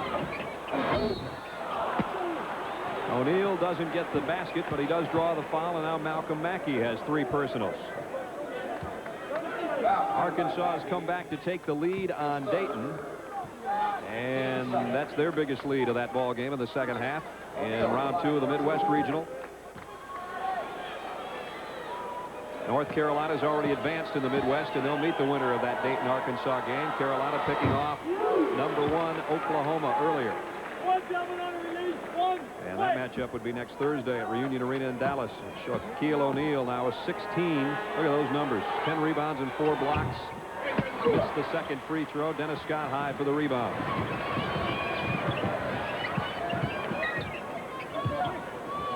Kenny Anderson for 3. Just tucked right behind that pick. That's a good way to get people open, is use your best scorer to set a pick every once in a while for somebody else. They never leave them. Georgia Tech couldn't find the jump shots in the first half. This 2nd half's been a different story, and Stanley Roberts has 5 this half, 13 for the game. We're tied again. Anderson drove in where the big fellas live, and Malcolm Mackey got his miss and was fouled. Anderson is working for the 3-pointer. Right now he's down on the ground, but you watch the pick here as Scott sets it. They're reluctant to go out and leave Scott, so that leaves just enough time for Anderson to get the shot off. And Mackey was fouled as Shaquille O'Neal picks up his 2nd foul. Roberts has 3. O'Neal has 2. Kenny Anderson weaves in. Malcolm Mackey's open. Can't get the jumper. Here's Here comes a first-team All-American, Chris Jackson. Dennis Scott crashing the boards. Tied at 49. Oliver's hit from that spot twice already. We'll give and go with Dennis Scott. There's another block for O'Neal, his fifth, but Scott gets another chance, and Roberts picks it off. Williamson's three. Scott's got 3 straight rebounds.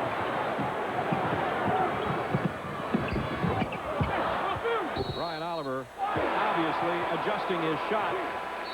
With 15:46 to go in the ball game, Georgia Tech and LSU tied at 49. Matt, Uh-huh. are you awake? Yeah. Are you? No. Matt, I never had a baby before. Oh, me neither. I'm happy. Are you? Yeah. I'm a little scared, though. You know, we'll need a bigger place. Amy? Yeah? I love you. Oh, Matt. We'll be okay. We will. I promise. Mass Mutual. We help you keep your promises.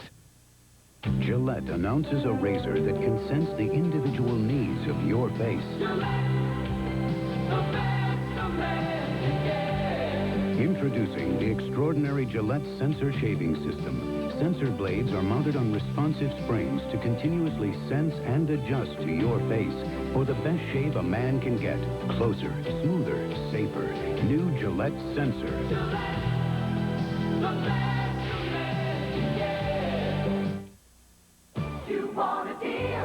The Oldsmobile Cutlass Sierra is one of America's most popular cars, and it's about to get a lot more popular. We've rolled back the price on the Cutlass Sierra S sedan by $500. Plus, factory-to-dealer incentives of $750 to $1,250 may be passed on to you. And qualified first-time buyers can get $600 cash back. That could mean up to $2,350 on a new Sierra S. See your Olds dealer now for details and deals. On a new generation Oldsmobile. Benny's cover could be shattered. I want to be paid cash up front. Unless Frank takes a gamble. Where the hell have you been? That could destroy the town. Wise guy, stranger in a strange town. Second round of the Southeast Regional here in Knoxville at Thompson Bowling Arena. Georgia Tech and LSU with 15:46 to go are deadlocked. In the Southeast Regional bracket, Michigan State has already advanced by beating UC Santa Barbara earlier today. The winner meets LSU and Georgia Tech survivor in New Orleans next week. And, of course, that would almost be a return trip home for LSU.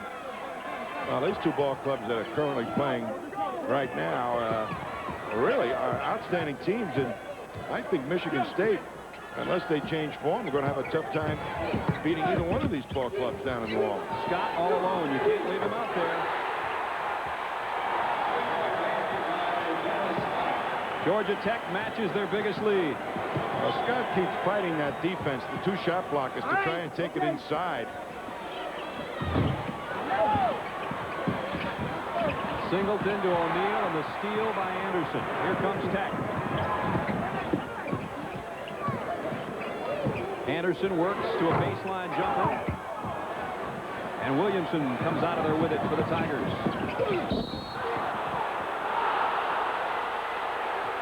Carl Brown picks up his third foul. What a collision between those two guards.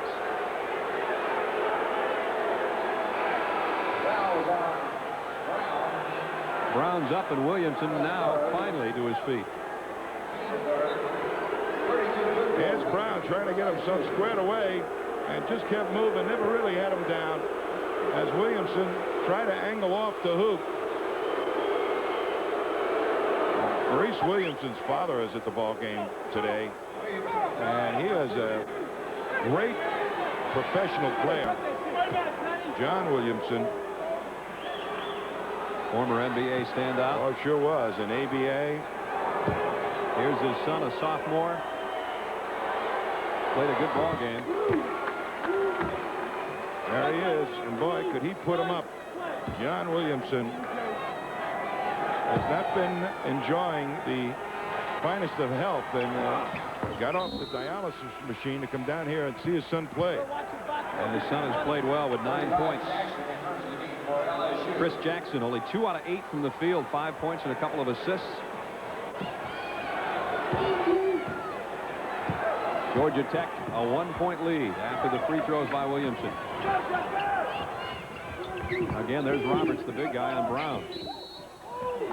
And Harold Boudreau will be called for the foul as Dennis Scott again trying to work for position inside.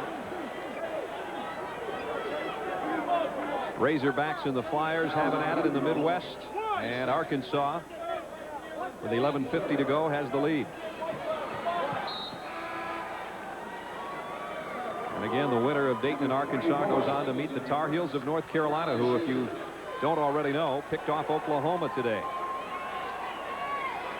Boudreau goes out. It's Singleton, Williamson, Roberts, O'Neal, and Jackson for LSU. For Tech, Anderson, McNeil, Brown, Scott, and Oliver.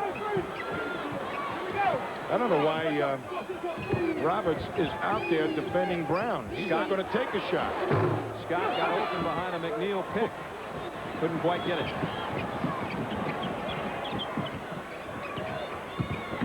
Jackson penetrates, leads it for Roberts. Great dish off by Chris Jackson. Went right to the hoop, felt the pressure, and he spotted one of those pyramids. In that pyramid, Roberts has 15. The other, O'Neal, has 16.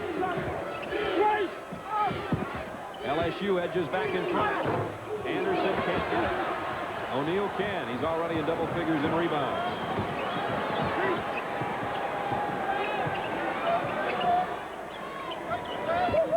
It's been an inside game for LSU. And just shooting over the top of the big guys of Georgia Tech. And they have to be very careful not to get in foul trouble because there's not that much depth in the big man department for Georgia Tech. This is LSU's biggest lead of the second half. A 3-point cushion. Scott's fouled as he went up. Is it on O'Neal? Here's a great penetrating move by Chris Jackson. He heads to the baseline. And he hasn't done this very often, but under control, just knows where the man is, and there's Roberts for the thunder dunk. LSU inside has done everything. Look at the points in the paint between O'Neal and Roberts. They've combined for a big edge in that category. Dennis Scott at the free throw line. And Scott, an 80% free throw shooter, has missed 2 of his 3 from the stripe tonight. You know, and Crimmins is over on the sideline talking to Kenny Anderson, who every other day calls his mom. Homesick for Rego Park. He likes Atlanta, but mom gets a call, he says, every other day at least. O'Neal, McNeil. And here comes Kenny Anderson. Scott wanted to pull up and take the 3. Penetrates instead. Little finger roll too hard off the glass. Tech can tie or lead if that goes. How do you run your offense against shot blockers? Much like Jimmy Valvano did with North Carolina State when they played Houston. Shoot over the top of it. O'Neal fouled by Johnny McNeil. And Johnny McNeil picks up his 3rd. I know Bobby Crimmins would rather have that man have his 3rd than Dennis Scott, who was also battling trying to strip the ball free from Shaquille O'Neal. Tell you what, you better take some friends with you if you're going to try to pull the ball away from Shaquille O'Neal. You heard the story about how he was recruited over in Germany. Dale Brown was over giving a clinic and saw this young man standing.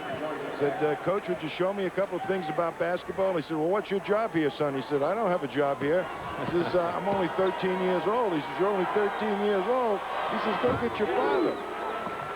And it ended up being Shaquille O'Neal. So he got him when he was young. He looked like he was ready to play pro ball then. And Dale Brown went in to find Sergeant O'Neal, Shaquille's father, in the sauna. Right. And Dale went in with his clothes on. Said, I kind of like your kid. He's 6'8" and he's only 13. LSU back in front by a point. Oliver with a drive. And he's fouled en route. It's going to be on Jackson. That'll be 3.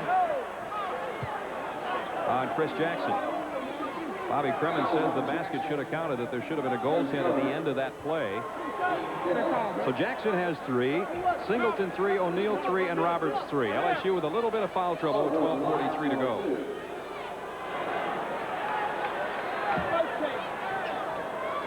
Brian Oliver, Georgia Tech's senior captain, played his high school ball just up in Smyrna, Georgia, about 15 minutes north of Atlanta itself.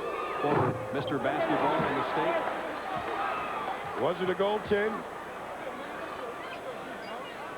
Didn't look like it to me. I don't think he touched it. Nope.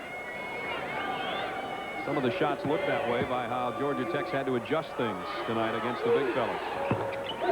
Brian Oliver gets the second, and he has 14. And we're tied again at 57. When you play against shot blockers and you take it to the hoop, you really got to give up on the shot. If they made their move and made their commitment to you, shoot it on top, it's high up on the glass, and in essence, pass it to a defender or a teammate off the backboard. Singleton can't get it, got his own rebound and scored. Singleton in double figures with 10. Tech pushes it. Anderson scores, and he's fouled.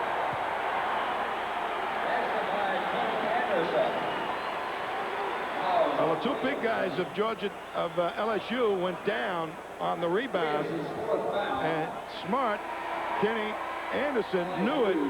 Watch the 2 big guys trying to get up the court. This gives him an opportunity to do a little one-on-one move close to the basket without eating the basketball in return, and he spotted it right away. And Maurice Williamson and Dale Brown on the sideline as Maurice will sit down with 4 personals. Kenny Anderson tries to complete the 3-point play and does. And Anderson has 17. Tech in front by 1. 7th lead change of the second half.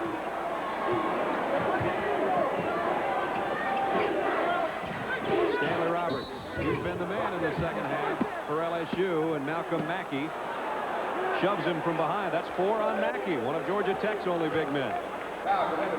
Earlier today, as you see what Arkansas and Dayton are doing, it was North Carolina picking off the #1 team. Michigan State by 4 here in the Southeast. UNLV advances to the Sweet 16. Ball State continues their Cinderella story. 20-point win for the #1 seed Huskies. Clemson comes from way behind to win. And LSU and Georgia Tech trying to join the 16-team party. LaSalle was my dark horse team. I thought that Simmons was really going to carry that ball club through. They had a very good backcourt, but Clemson must have come alive. Clemson with a great front line of Dale Davis and Eldon Campbell, and you saw the numbers on Campbell. Georgia Tech leading by 1, under 12 minutes to go. The winner will meet Michigan State in New Orleans next week. Carl Brown. Very seldom does he shoot, as I said earlier. He made that one count.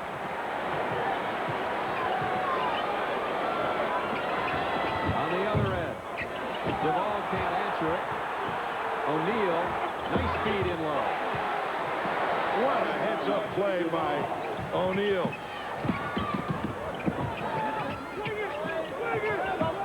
Georgia Tech 62, LSU 61. Malcolm Mackey with 4 personals, kicks it back out. Brian Oliver for 3. This one off the front of the iron. And LSU will push it with a 3-on-2. Jackson. Anderson is alone.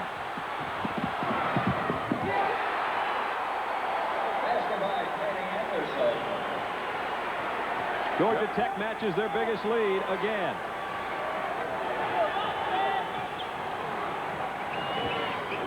Roberts, they double on him, but he still lifts free. Brother. That basket's going to shake for about another 25 seconds. We knew this was going to be a fun one, and it is.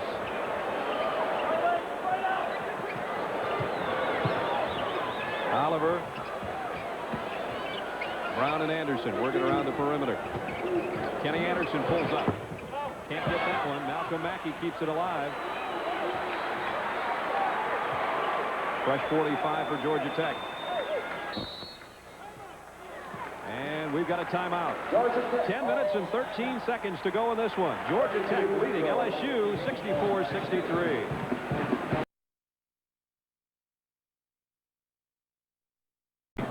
Virginia, Syracuse, Texas, Purdue, and UCLA and Kansas in our second game. Loyola Marymount and Michigan, the defending champions, Tommy.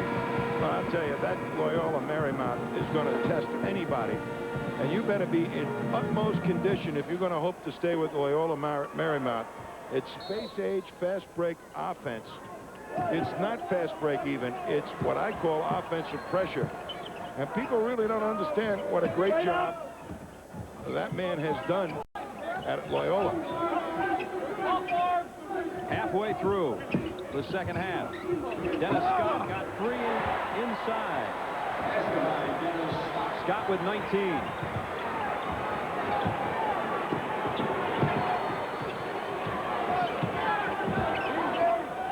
Remember Williamson on the bench, one of LSU's starting guards with 4 fouls. Roberts, 13 points this half, 21 for the game. Well, the strategy was to keep Mackey behind the low post players so he wouldn't pick up fouls. But, boy, you've got to give him some help from on top. Otherwise, they're going to score at will. And Mackey can only do so much. He's got 4 fouls. Anderson wheels for a jumper. Mackey. What a big play by Georgia Tech's freshman big man. And now Roberts has 4 fouls. Well, that gives him a different look. And here's the rebound, and you see Mackey just pick it off the floor with great quickness, and sliding underneath was Roberts. Roberts with his 4th personal. And Malcolm Mackey will go to the free throw line to try to complete a 3-point play. This would be Georgia Tech's biggest lead if the freshman from up the road in Chattanooga hits this free throw. Scott somehow got it over O'Neal, and then the ball just came loose. 2-on-1.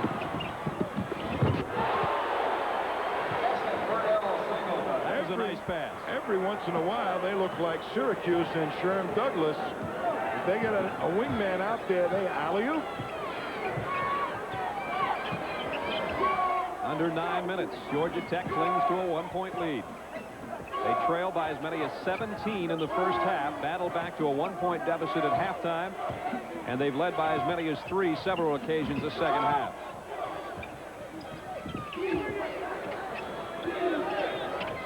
Dennis Scott wheels in low. He's double teamed and still scores. Roberts was in great position, but he didn't even put his hand up that time because of the 4 personals.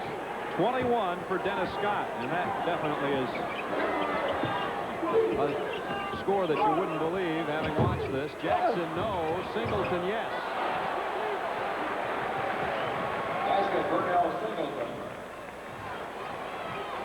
Now, this has been one dandy basketball game. Unlike the first game we did that people couldn't catch the ball. This thing has been a murderous pace and very physical. Michigan State's already advanced out of this region. Brian Oliver lost it, got it back, and was fouled by O'Neal. That is 4 on O'Neal. And now, Tommy, if you're Georgia Tech, you go after those guys. Both Roberts and O'Neal with 4. I think you got to play your normal offense. As immediately one of them is coming out, Stanley Roberts will go to the sideline, replaced by Sims. And this gives LSU a different look. And right now, they ought to be able to post up Scott a little bit easier because Sims is not a shot blocker. Brian Oliver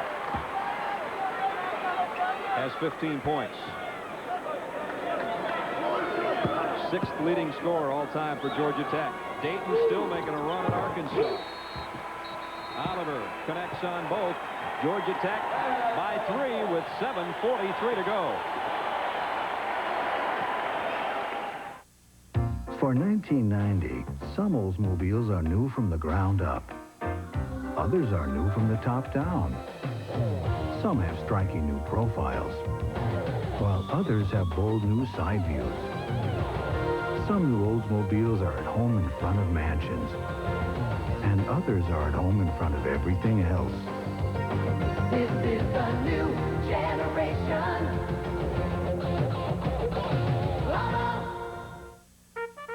At BIC, we sympathize with the ways that you pull and stretch your face in search of a better shave.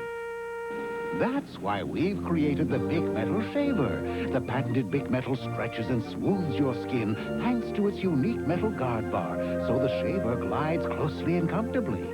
So instead of stretching, start reaching for a BIC Metal Shaver. It stretches your skin for a better shave, and that's no stretch. The struggle for excellence is the spirit behind running a business. It's the only way to run an airline. At Northwest, helping you do business is putting us on the fast track. In all we do, we're striving to jump the line from the merely good to being great. Because being the best is the only thing we want to be. Sunday isn't always a day of rest. Tomorrow, catch a triple-header thriller as second-round excitement continues. It's March Madness Mania. UNLV has made it to the Sweet 16 by beating Ohio State of the Big Ten and Ball State over Oregon State and then Louisville to get where they are. In the East, the Huskies of UConn big over the Bears by 20, and Clemson fights back from being down 19 and beats LaSalle. That's earlier action here in Knoxville. The Southeast Regional, it's Georgia Tech 72-69 over the Tigers of LSU. You know, UConn has got that pressing defense. If I were the ACC, I'd be wondering, is Clemson's guards capable of handling that type of pressure? Chris Jackson worked free for a three. He's the guy that's going to have to come to the fore right now because the inside game is half gone. And they don't really go to O'Neal as an offensive force. They go to Roberts more. So Jackson is going to be the guy, I think, for LSU. And maybe this is the guy for Georgia Tech, Anderson, but he didn't get it. Sims pulled it off, and here come the Tigers. Williamson. Oh, what a great play by O'Neal that time, the touch pass. And look at the freshman say, I'm sorry, but I'm coming back down to tie it up again at 74. 21 for Anderson. Scott almost picked up a steal. You know, they don't run many plays for Chris Jackson. Kind of put him on his own, let him go one-on-one because he's got that very nifty dribble. And all he's got to do is get you leaning one way, and he can get a shot off. So you don't need a set picks for him if he's got a man relatively his own size. He works against Carl Brown. Got another shot off. Got it to go. Wait a minute. Offensive foul on Jackson. Basket is good. Right underneath. Oh, Brown. What a great play by Brown, who was with him all the way. You watch the foot movement here. Well, we didn't quite get it all, but he was planted as Jackson went up for the shot. Jackson was trying to slide by a guy and leaned in. LSU's three top players each have 4 fouls. Roberts has just checked back in. He and O'Neal both with 4. Jackson on that charging foul also with 4 personals. And at the other end, Georgia Tech will have Carl Brown at the free throw line from Leicester, England. Grew up playing soccer and then played at junior college before coming to Georgia Tech 2 seasons ago. And he's been one of Bobby Kremen's defensive stoppers. O'Neal goes out with 4 personals. Everybody seems to have 4 in this game. Well, when you play an up-tempo game and you don't use a lot of people, your people are going to end up with a lot of fouls. Carl Brown has 3 points all in this half and gives Georgia Tech now the chance to tie things up.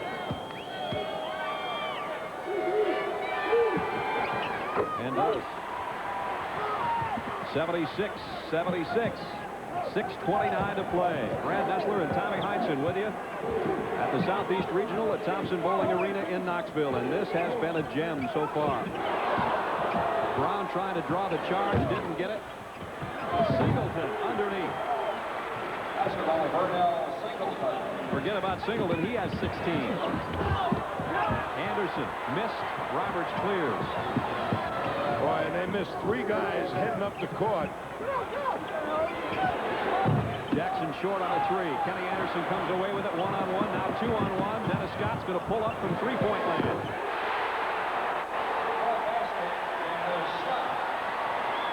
Dennis Scott with 24.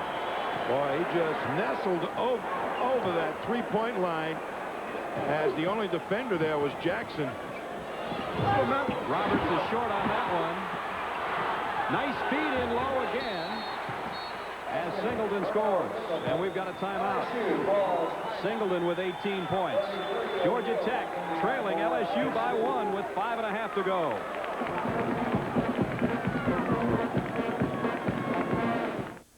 You know, when you got it right, you got it right. Whether you're talking about this, or whether you're talking about the one and only Diet Cola that does it for Ray, Diet Pepsi. You know, nothing tastes as good to me as Diet Pepsi. All right, now, who is the wise guy? Diet Pepsi with 100% NutraSweet. Now, that's the right one, baby. The best laid plans of beagles and men often go astray. Check with your Met Life rep to make sure you have the right kind of insurance. Get Met. It pays. Get into a new thing. Hot wings. Kentucky Fried Chicken. You finally found a speed you can handle. New hot wings from Kentucky Fried Chicken. Look out tomorrow. Anti-lock braking systems, all-wheel drive, fuel-injected multi-valve engines, dent-resistant composite body panels, a turbocharged intercooled V6 engine. Only one car company in the world can put all this technology in one showroom. Pontiac, of course. 5:31 to play. LSU by a point over Georgia Tech. LSU jumped all over Georgia Tech early. See the timeouts remaining. LSU with 3, Tech with 2. No fouls to give, and the possession arrow in the Tigers' favor. LSU led by 17 points in the first half, 22-5, led by only 1 at halftime. Georgia Tech has led on several occasions by 3 this half and now trail by 1. But many people in foul trouble, and that will really be a factor at the tail end of the game, particularly if one of the big guys for either team goes down. Anderson for 3. Boy, he's just floating around on that perimeter, and people are setting picks. You haven't knocking him down. You haven't had a chance to see Kenny Anderson. You have now. He's got 24. Battle for the rebound. Roberts won it. Threw up an air ball, and McNeil pulled it down for Georgia Tech. Scott outside. Oh, my goodness. Get it up fast, and he's in the corner. Boy, he's got a wide-open shot. A lot of confidence to make those three-pointers. Georgia Tech's biggest lead. Jackson tries to answer and does. Boy, this is some basketball game. 4:20 to go. Georgia Tech leads by 2. Dennis Scott in low this time. Had it blocked. Got it back. Had it blocked again. Mackey, good move.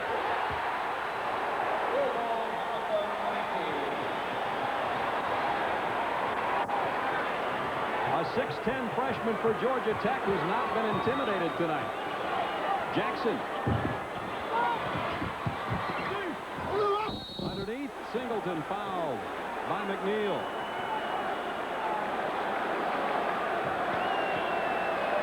Here you're going to see as the 2 shot blockers go in and intimidate and actually block the shot, and great up fake as Mackey lifted 2 of the Tigers. But Johnny McNeil is fouled out for Georgia Tech, so there goes one of their big men. He leaves with 7 points all in the first half to go with 5 rebounds. Scott has got 4, and they need his shooting, and they need Mackey for a physical presence underneath there. And look what's going on between Dayton and Arkansas in the Midwest, tied with less than a half minute to go. They've had a great one. We've had a great one. What a night of NCAA tournament basketball. 14 tourney games have already been decided by 4 points or less. We have 2 more of those going on right now tonight. Singleton has missed all his free throws tonight until that one. Tomorrow the action continues. St. John's and Duke get together in game 1. Then you see the rest of the lineup finished off by Alabama and Arizona. Harvey picked that St. John's team and put it on his shoulders, and they have responded. Boy, if it gets down to the final seconds, put it in his hands. How many times has he won games this year? Kenny Anderson and Malcolm Mackey, 2 freshmen for Georgia Tech. Yellow Jackets lead with 3.5 minutes to go, 87-85. Brian Oliver didn't get it. Sims all alone for the rebound. LSU can tie, and they want a timeout. LSU calls timeout. Dale Brown calls a timeout with 3 minutes, 22 seconds remaining in the ball game. Georgia Tech holding to an 87-85 lead. Dale Brown huddles his Tigers, who had a big lead in the first half and have seen to New York. Again, Austin earlier today. Oklahoma lost to North Carolina. 27 seconds left in Austin in this game. Let's go to the close with Brent and Billy. 7 seconds.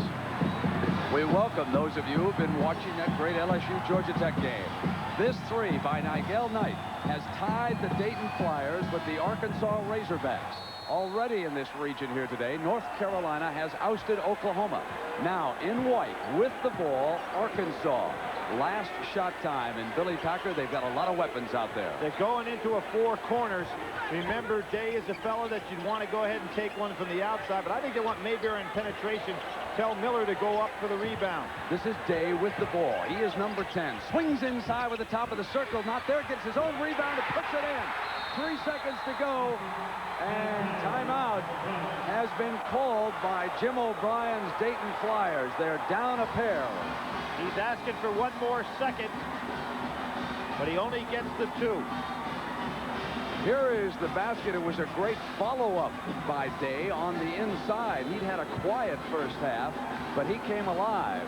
Brent, as I said, Day is pushing 6'9", and he can back you in from that guard position. You've got to play him out there because he's a great 3-point threat, and yet he can go ahead and get the offensive rebound. Arkansas coach Nolan Richardson over on his sideline. Now that's something at this moment, trying to balance a little cup of water.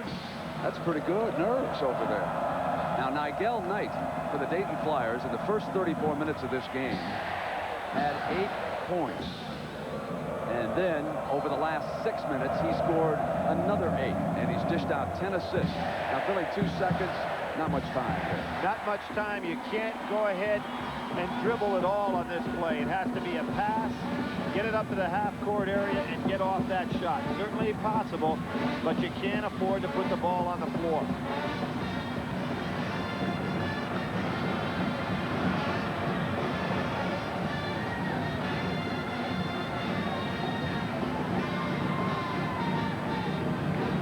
It's been just a great tournament, hasn't it? Northern Iowa with that marvelous upset. Ball State advancing. North Carolina. Loyola Marymount story. That's a great game, and all of you are going to be seeing the end of it as soon as the last 2 seconds here in regulation come to an end. Although, who knows, if Jim O'Brien can get a miracle here, we get into overtime. I'm surprised that they don't have credit in the game as well to get some more size in there. They're going to run the loop, it looks like, here to get Nigel Knight the ball at... Here he comes. Howard throws it up high. Ball is free. Arkansas advances. It'll be Arkansas and North Carolina with an appointment in Dallas. Oh, what a day in Austin. North Carolina and Arkansas win at the buzzer to move on to Dallas on Thursday. Mo Williamson hit a 3 for LSU. Chris Jackson has fouled out. Let's go back now to Brad and Tommy in Knoxville. And we welcome you back to Thompson Bowling Arena in Knoxville, Tennessee. Southeast Regional Round 2. Georgia Tech and LSU, and what a battle this has been. You just saw a thrilling finish, and you're in for another one here with LSU leading with 2:42 to go. But Brian Oliver to try to tie it up again. Oliver has 17. Arkansas survives by 2 in the Midwest. You know, getting back to Chris Jackson with that Tourette syndrome, he has nervous tics that at times it takes him a half an hour to lace up his sneakers, so that's why Dale Brown was saying he was so gallant.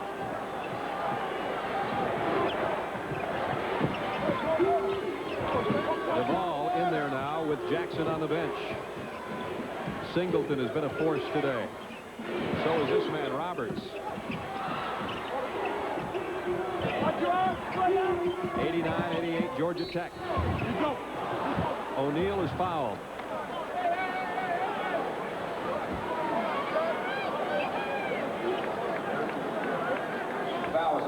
At the Southeast Regional in Knoxville, Tennessee, Brad Nessler and Tommy Heinsohn along with you. We welcome you to this Southeast Regional second round matchup where Georgia Tech has a 1-point lead with 2:18 to go.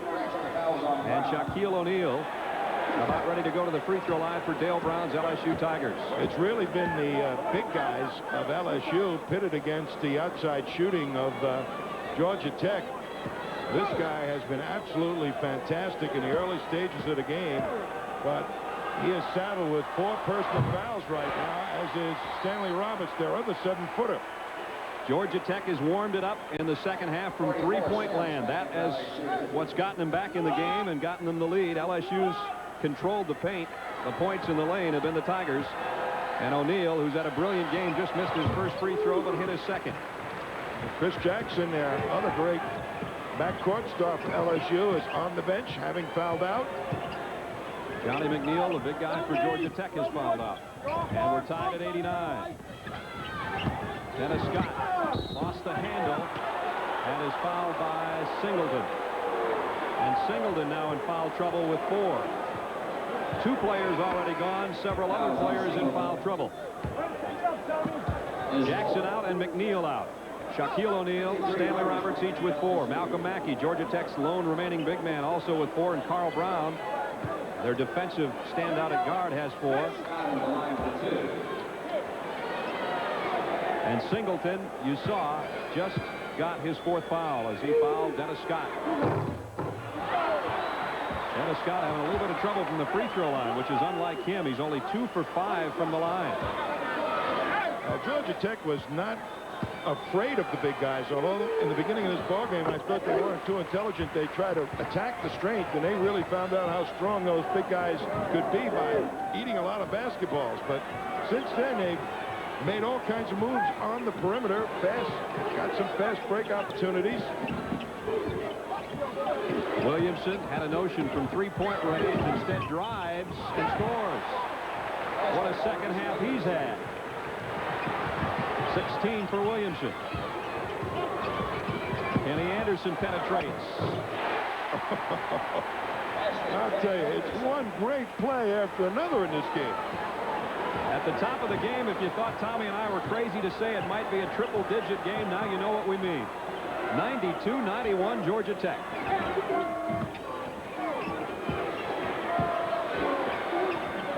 Roberts kicks it back out. There's a steal. Anderson is the man that did that.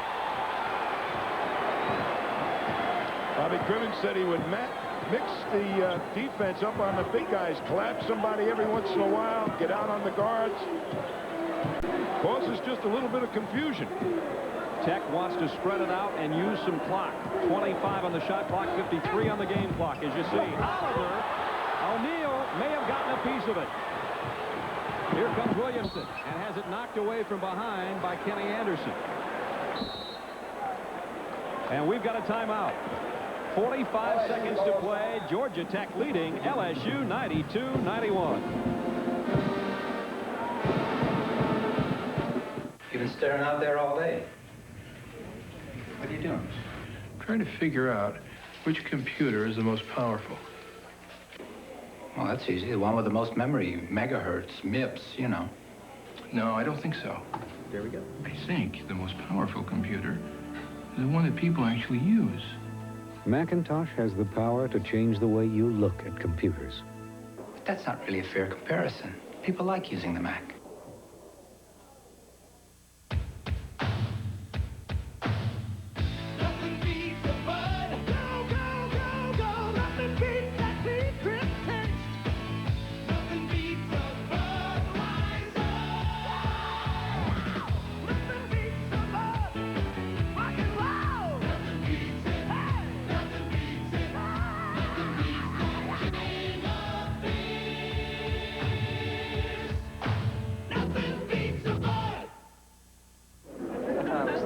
Quiet down, please.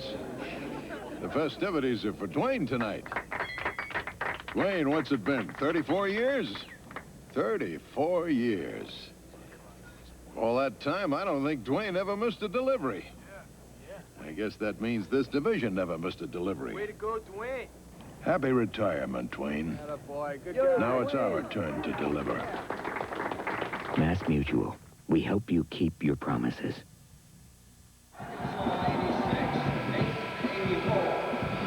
Thompson Bowling Arena in Knoxville, and what a game we've had. 92-91, Georgia Tech. That's the time remaining in the corner of your screen. Georgia Tech with 2 timeouts. LSU has only 1. Neither team has fouls to give, and LSU has the possession arrow in their favor. With Tommy Heinsohn, I'm Brad Nessler. This is all it was billed to be. Well, I think they'll obviously try and go inside. Roberts is the better offensive player off the box. Mackey with 4 personals. And if Williamson makes the feed down there and they back down with his man, Williamson may end up with the outside shot. There's a 5-second difference on the game clock and the shot clock. The shot clock right now is at 16. LSU will have to start to make a move at about 10, and here they come. Well, Brown will be able to stay on his man. Williamson penetrates. Didn't get it. We're going to have a whistle and a foul underneath.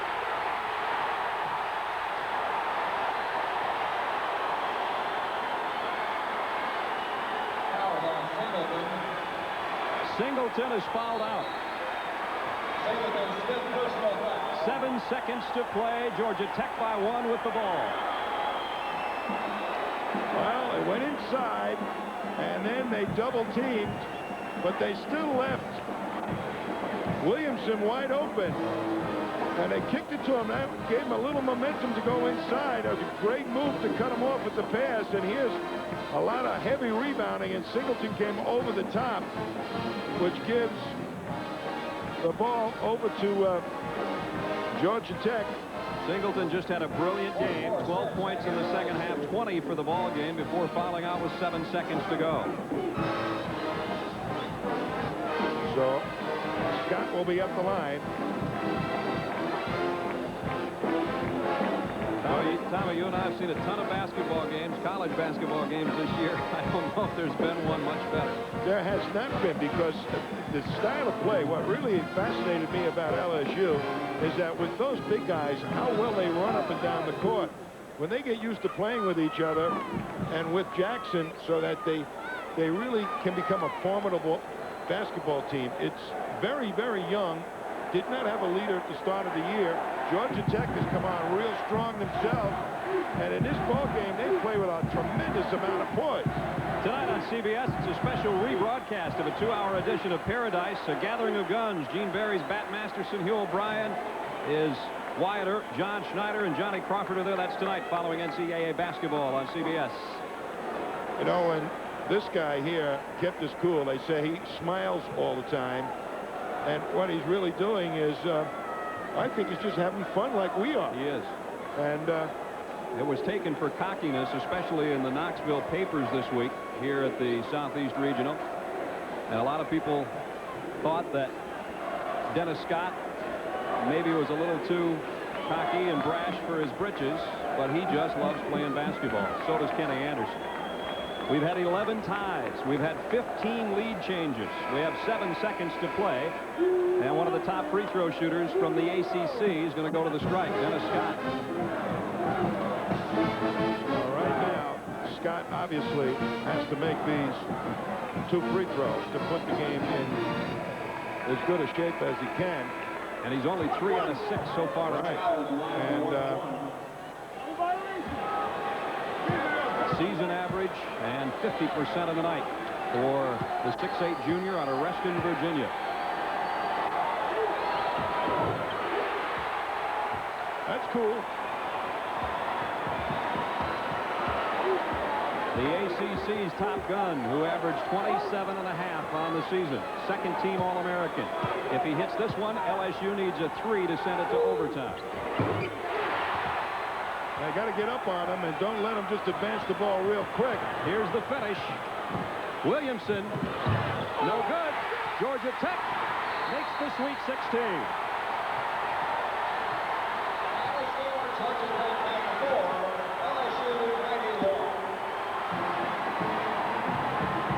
For the first time since '85, Bobby Kremen's club makes the dance of 16. And what a game it was. Dennis Scott, 30 points. And here's how it ended.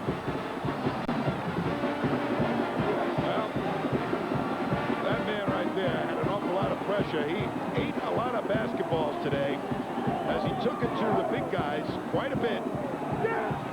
But here's the end coming up as they push it hard against the defense, and Brown gets right underneath them, so that makes it a difficult shot. And guess who gets the rebound? Kenny Anderson, the point guard. You think Bobby Kremen isn't a happy guy? Beats Brooklyn. Individual scoring for Georgia Tech. Scott, 30 points. A class act, Dale Brown. A happy Irishman on St. Patrick's Day is Bobby Kremen.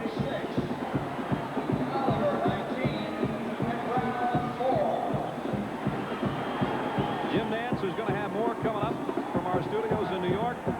And what can follow this, huh? Georgia Tech 94, LSU 91. And Georgia Tech advances in the Southeast Regional. They will meet Michigan State. And that one will be in New Orleans next week. Our players of the game, our Chevrolet players of the game, Shaquille O'Neal, brilliant for LSU. Kenny Anderson for Georgia Tech. For Tommy Heinsohn, I'm Brad Nessler saying so long from Thompson Bowling Arena in Knoxville, Tennessee. Again, Georgia Tech wins it 94-91.